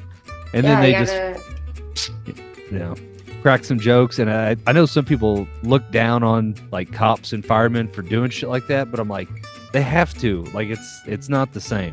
Right. What do you expect these people to just constantly be in like the hardest part of emotions that you can think of? Right. Like if a cop or an EMS person reacted to seeing a dead person the same way that you and I would, nobody would want to be a cop. Or, right. You wouldn't want to be emergency medical service if you were going to have to go through that every single day of your life to the full emotional extent that we would. Oh, I bet you morticians have some great dark jokes. I follow a couple of morticians on Instagram, and they do. Yeah, they do. And they'd be like eating lunch in the room and shit. Like how you get to, they're like at that point where they can just eat a cheeseburger next to that body. Just put it on top of them. I held that for a second. Just like accidentally drop a little bit of a milkshake inside somebody. Yeah. Yeah. Damn, is that ketchup or blood? I don't know. I don't know. Let's taste it. Yeah. It tastes like pennies. Shit. Ha ha ha. I'm trying not to be so. No, you're fine. It's not fun. I've been hearing more and more recordings of myself recently. Oh, oh, oh. Oh. That's a good one. There you go. I liked that. That was good. I enjoyed that. There you go.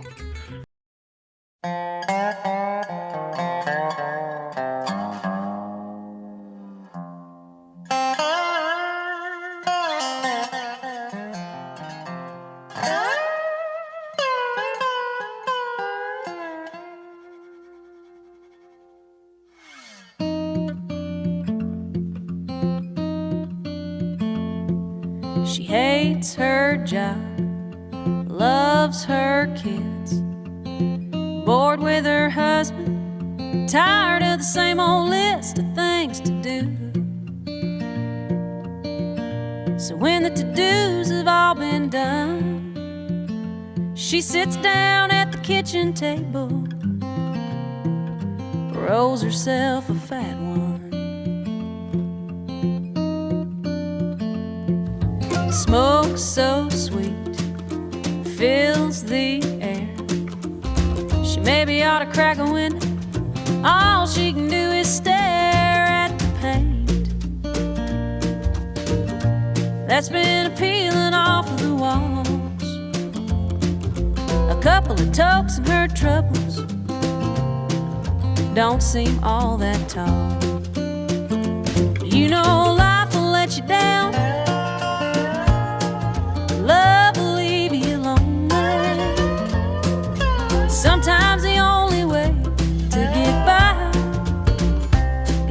get high. She laughs out loud at who she used to be. The girl who'd look down on the woman smoking weed in her kitchen. Sometimes she misses them younger days, seeing the world through rose-colored glasses instead of this purple haze. But you know life will let you down, love will leave you lonely. Sometimes the only way to get by is to get high.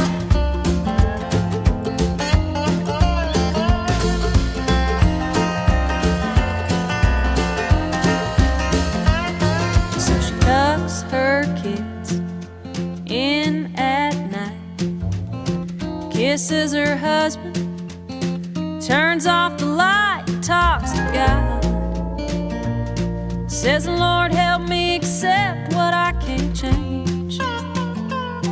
But until I learn to do that, thanks for the Mary Jane. 'Cause you know life will let you down, love's gonna leave you lonely. Sometimes the only way to get by is to get high. Yeah, sometimes the only way to get by is to get high.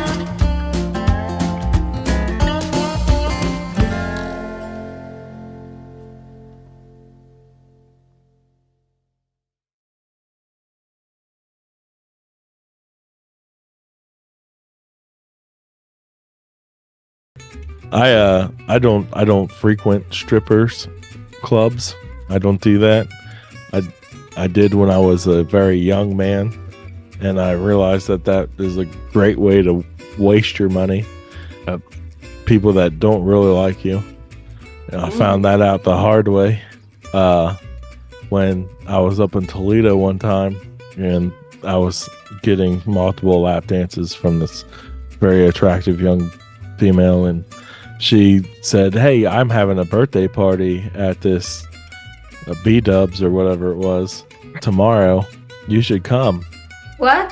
Why? Yeah. And I was like, "What? All right. Yeah. Like, are we dating now? Like, what's happening?" Okay. Because that was my mentality at that point. Well, if she invited you to an out of work thing, I Right. might have thought we were dating now. Right. So I, We're getting of together. course, show up at the whatever establishment it was, and it's her and like 18 of her family members all in this big giant table, and like when I walk in, they're literally singing happy birthday to her, and it's a whole bunch of kids and grandma and grandpa and all these people. Why did she invite you? I have no idea. To And this day, no idea. no, and so I go walking over to the table after like I kind of hung back while they were singing happy birthday, and I kind of just was singing along in the back behind Uncle Tim or whoever, and then like afterwards they're all like talking and whatever, and she kind of was not being talked to directly at that moment, so I like made my way around the table over to her and was like, "Hey, what's up?" And she looked at me and was like, "Oh my God, why are you here?" Basically, like the look on her face. And I was like, and I just kind of was smiling, was like, You invited me? Why like, else would I even know that you were here? should I not be here right now? And she's like, "I didn't think you were actually going to show up." And I was like, "Well, yeah, like you asked me to come, like, and I Gave me a day and a time and a place. yeah." I was like, "I thought we had a connection." Hmm. she's like, "No, Were you like 22 or something? She was, yeah. She was like, "Will you please leave?" I was like, Will "Okay." you please leave? Oh my I God, was- at that point, it's a misunderstanding. You let the man have some fucking wings with you, for Christ's sake. No, Please I left. tell me you got in some of those family photos, because that would be amazing for her to have to explain that off like 10 years down the road. Like, hey, who is this guy that's like with Uncle Tom and Aunt Jill? and all these photos at Buffalo Wild Wings. Well, I was there singing with everybody happy birthday. And then, so if anybody took pictures of us singing, then, or a video of it, I'm there. You will hear my voice. Was her stripper name the same as her regular name? I have no idea. I didn't get that far. In the song? No, I don't remember. Yeah. See, I had this image in my mind that they're all like, happy birthday, dear Candace. And you're over here like, sugar tits or something, you know? Yeah. It wasn't Cadillac. I don't understand. Cadillac. No, actually, now I remember. She actually told me her real name, like when you know, the 7th lap dance that I got from her, or whatever it was. Like when she was inviting me, I think because I was also like buying her multiple drinks every time too. So she was probably pretty drunk, and was like, yeah, by the way, my name's really Candace, and I'm gonna be at Beat Ups tomorrow. It's my birthday. You should come. You should so come. And I'm like, well, I'll be there. Like, you don't even know. I will be there. Like, I'm not even. Conviction. I'm even going to bring you a birthday present. Like, did you? No, I didn't. I don't know. Is that the first ridiculous part of the story? Yeah, no, I didn't. But like, I don't know. It was just the most awkward thing. It was the most awkward thing, and yeah. So she's like, yeah, it was right after the birthday song, and she told me that she couldn't believe that I actually came, and I was like, so you want me to leave? And she's like, yeah, I think it would be best if you just left, because she told me that her parents or her family didn't know that was her profession. Oh wow! And I was like, all right, I'll skedaddle. What do you think she does? Who knows? She's a real estate agent. A lot of money to be hiding your job. That's funny. We were just talking about this at my job, and there was a guy that said he's actually never been to one. He's 41 years old. Never been to a strip club his entire life. Wow. And then we proceeded to tell him horrific stories of shit like that. And he's just like, yep, still not making me want to go. I'm like, yep. Yeah, it's not a great place. No, I got talked into it one time to go during the day, which is even more skeezy. Like, if you want to feel like a real turd walking out of a strip club, walk out in the daylight. There's nothing that can wash that off. You're just, ugh. There's nothing good about it. It was such a bad decision, dude. It was strip club comes. It was after actually the bar. For sure. You shouldn't be at a strip club unless that's proper etiquette. 3:00 in the morning. That's what you go to a strip club. This guy that went, he told me, he's like, I go all the time during the day. No one's there. I talk to the girls. He like live there. I was like, dude, this is like a problem. A lot of them have great food, and somehow, well, that's the other part. That's why I wanted to go, is because I've heard. Well, actually, you said you went to Vegas. There was a guy telling me that there's a spot in Vegas that actually has a strip club that actually has a longer line for the food than it does for the actual strip club, because the food is so good. And of course, we were all like, I gotta know what that is. I don't remember what he told us though, but that's why I went, because I just always thought that would be funny to eat at a strip club. I was like, all right, I'll go eat this shitty food, and you all can go do your thing. My uncle told me that there was like directly across the street from the company that he retired from, there was this strip club, like a high-end strip club that was right across the street from him. And him and his fellow employees would go over there almost every day for lunch. They would just go over there. They'd walk across the street, walk over there, they had like a buffet and shit. They'd go have their lunch over there and then walk back. So the buffet aspect is the part that fucks with me. Yeah. Like, when you hear about strip clubs with food, it's always a buffet, and I'm like, Right. There's a lot of skatey pants in here. Well, have you ever noticed they always lay the towel down on the chair before they sit on it? No.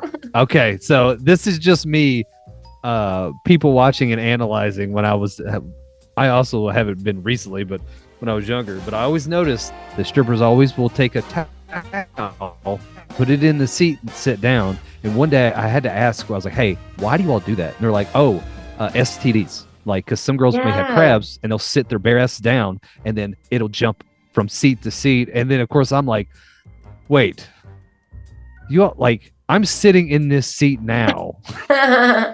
Well, you're probably wearing more. But it does. Yeah, I am. But I'm like, I am thinking back onto what I was wearing that night, and hopefully I'm good. right? Yeah, you're probably fine. It's just they do, but Very short that skirt.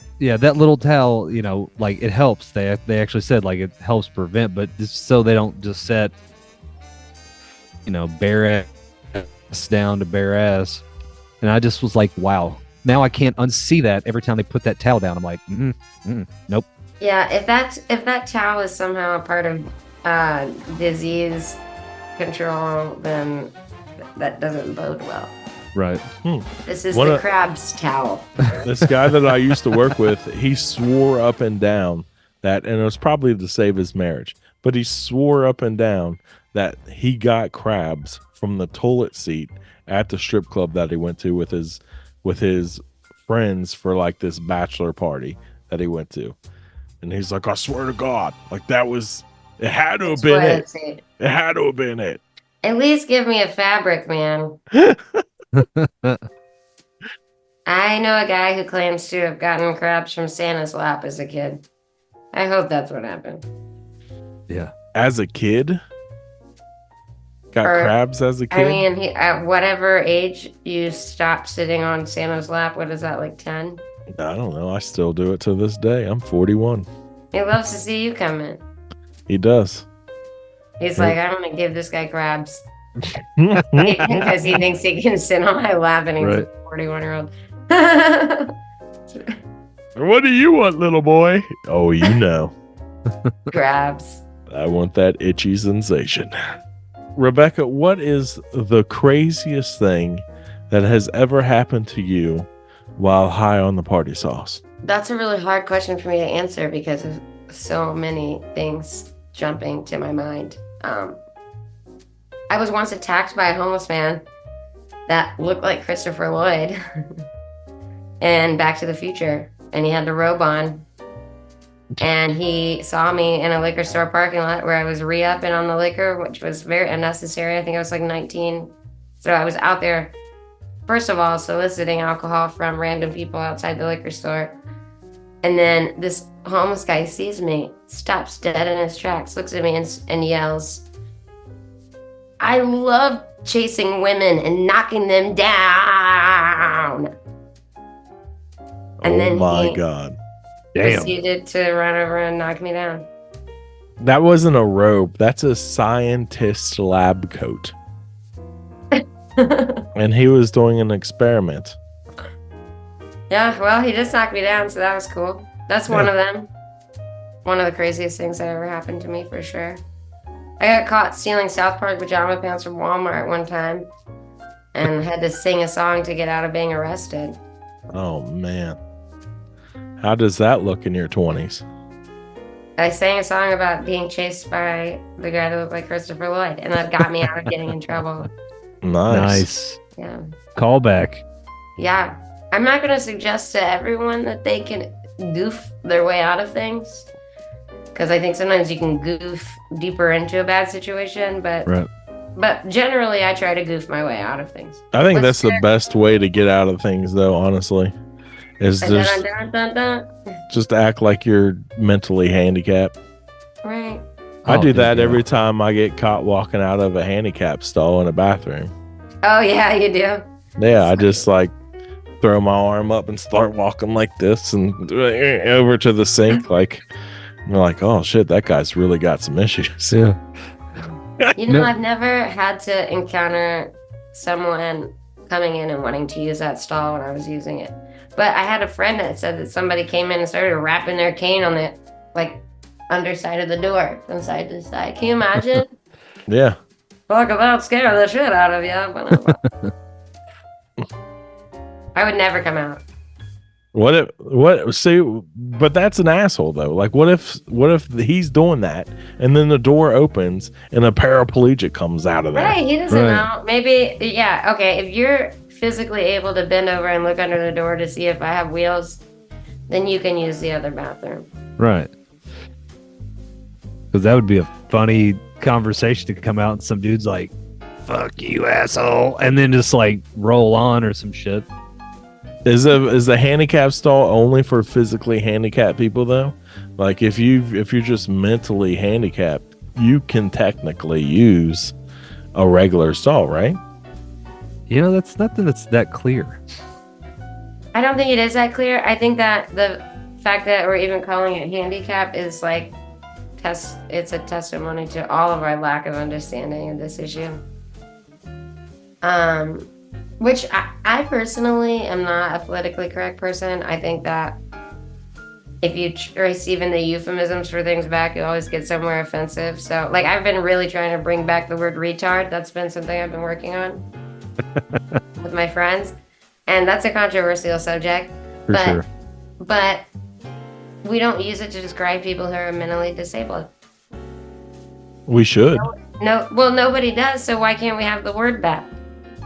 But we should though. We should especially people who are retarded. We should call them retarded. Like it's. I think we call really actual technically retarded people mentally challenged, mentally handicapped, mentally disabled, or whatever the people in their lives want us to call them. Because let's be frank, they don't really care for the most part. But I think we should be able to say retard again for people who act retarded. Yeah.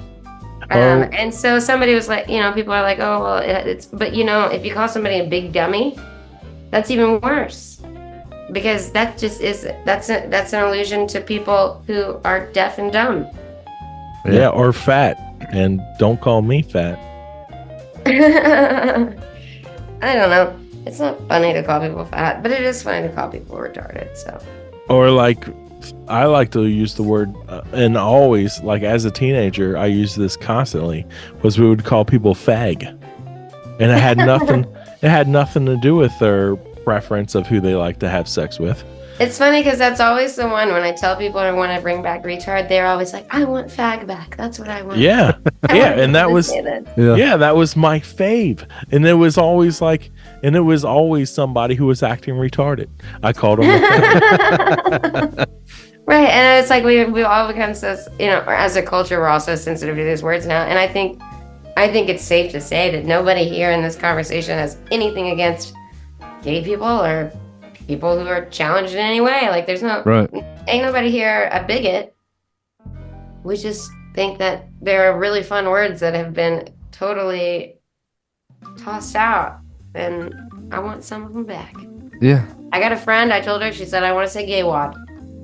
Yeah. Say gay wad. Do it. I forgot about that one. Say gay wad. Yeah. You have gay friends. You are gay sometimes. Like, you can say gay wad. Anyway, now I'm probably canceling myself because I said gay wad, and faggot, and retard in the same podcast. But that's all right. And I love them all. It's all right. I'll have to cut out the earlier part of this podcast when Alex used the N-word 7 times. Shit. You trying to get me canceled? Yeah, there's a line. 10 years from now, they're like, oh, where did he fucking say it? Oh, shit. Dude. We need a one-on-one interview. Someone's going to AI generate you doing it. Right. Oh, my God. Can you believe? Yeah, just... Dude. Yeah. But I really am anti this, like, hypersensitivity culture. I think that we all have to learn how to laugh again at ourselves, at each other. Not take things so seriously. I mean, God, aliens are coming out of the sky. They're coming out of the dirt. They're coming out of the water. We're getting ready to go into World War III, and we're over here upset because I just said retard. Yeah. It'd be all right. We'll be okay.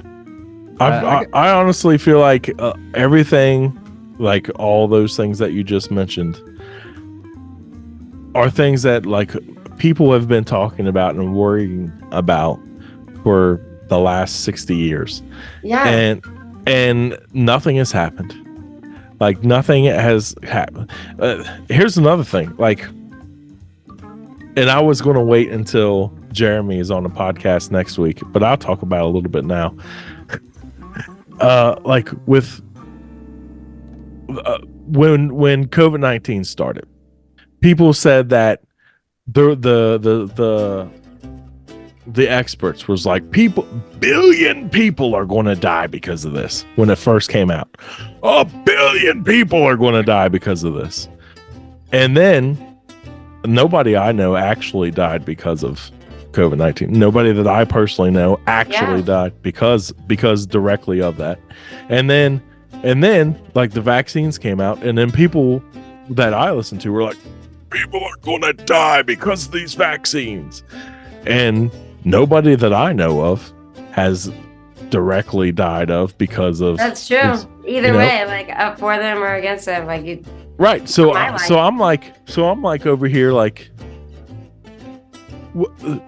you're just trying to pit people against each other. Is all it is. Like you're trying to get distraction. Yeah, you're trying to get these people arguing with these people and fighting each other back and forth to not pay attention to what is really going on, and what's really going on is the alien invasion. And that's what we got to pay attention to. Coming out of the waters. And I'm glad that you brought that up tonight, because Rebecca, not enough people talk about the alien invasion coming from the oceans, specifically the Bermuda Triangle, and we need to talk about it more. Yep, we need to. It needs to be talked about. These are things we need to be talking about. Where do you want people to follow you, Rebecca? Where should they follow you home from the nightclub? Actually, I'm glad that it's not easy to follow me home. But if you want to follow me on Instagram, I am Becca is just kidding. Rebecca Sanders, Becca's just kidding. I recently found out that there's another just kidding profile that's a woman comic in this town too. But let's be frank, Instagram just doesn't have that many options for names. That's right. I love my Instagram handle is Mike is a 4-letter word. Oh, I love that. I love that. That's a joke. You just told him a joke already. I thought you weren't even a comic. I know, right? Love that for you. He could be. Clearly. Yeah. The name would imply. Right. Alex, where can they find us? Soberless Thoughts. No, you can find all of our Soberless Thoughts attire and other podcasts on www, because I'm an old man, at soberlessthoughts.com. Don't forget to like, share, and comment on all things Soberless Thoughts. And we do have a plethora of social medias on Instagram, Twitter, Facebook. Yes. I don't know why I paused on that one. All those places. All those places. Word of mouth. Get it out. Word of mouth. Go to the town crier. Pigeon. But birds aren't real, so fuck those. Birds aren't real? We're gonna have to have a whole nother episode, I guess. Yeah, right.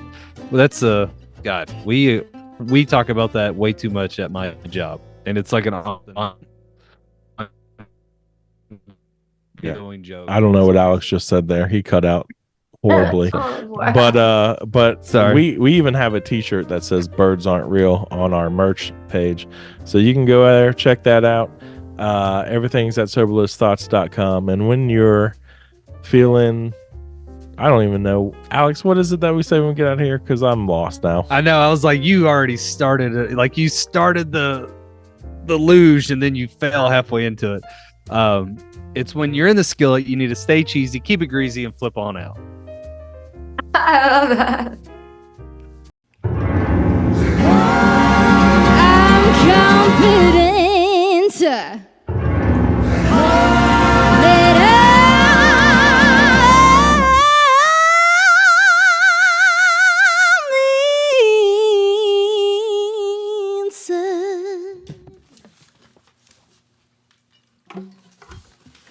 cure.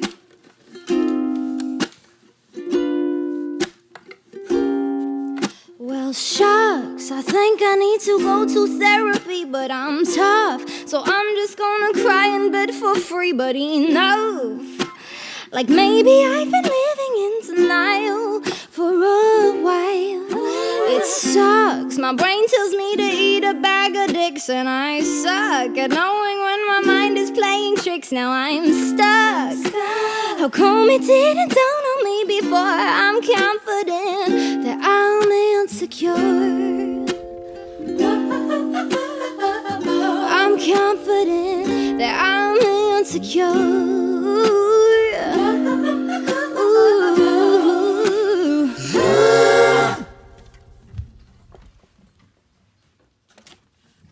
I'm not deep, don't wanna know what death is all about, but I need to know that if I die that you'll be proud of me. And everything you hope that I would be,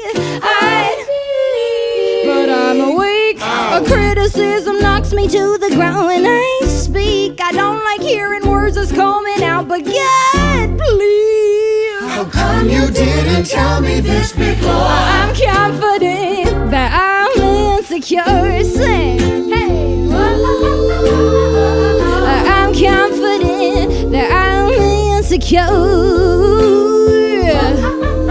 Hey, and I'm confident that I'm insecure. In the morning, I'm insecure. in the evening, I'm insecure. In the afternoon, I'm a rising Pisces and a fucked up moon. In the morning, when you leave, well, insecure. But everybody gets insecure sometimes. that's right. And I knew the great wall sometimes feels like just a wall. And I knew the rainbow sometimes wishes he was calling. I knew the Jersey wonders, am I even sure? And I'm confident that I'm insecure. Hey kids, you know, I don't really know what I know, but And I know. thanks. You know, I'll let you in on a little secret. I don't really think anyone knows anything at all. Like, what do you know, Clyde? I'm confident that I'm insecure. I'm confident that I'm insecure. I'm confident that I'm insecure. I'm confident Why, Jordan, I'm what about you guys? insecure. I'm confident that I'm insecure. I'm confident that I'm insecure. I'm confident that I'm insecure. I'm confident that I'm insecure. I'm confident I'm insecure. Well, I'm confident I'm insecure. Ooh, I'm confident I'm insecure. I'm confident that I'm insecure. I'm confident that I'm insecure. I'm confident that I'm insecure. I'm confident that I'm insecure. I'm confident that I'm insecure. I'm confident that I'm insecure. I'm confident that I'm insecure. I'm confident that I'm insecure. And I'm confident that I'm insecure. I'm confident that I'm insecure. Woo! And I'm confident when I'm in the morning, in the evening. I'm insecure.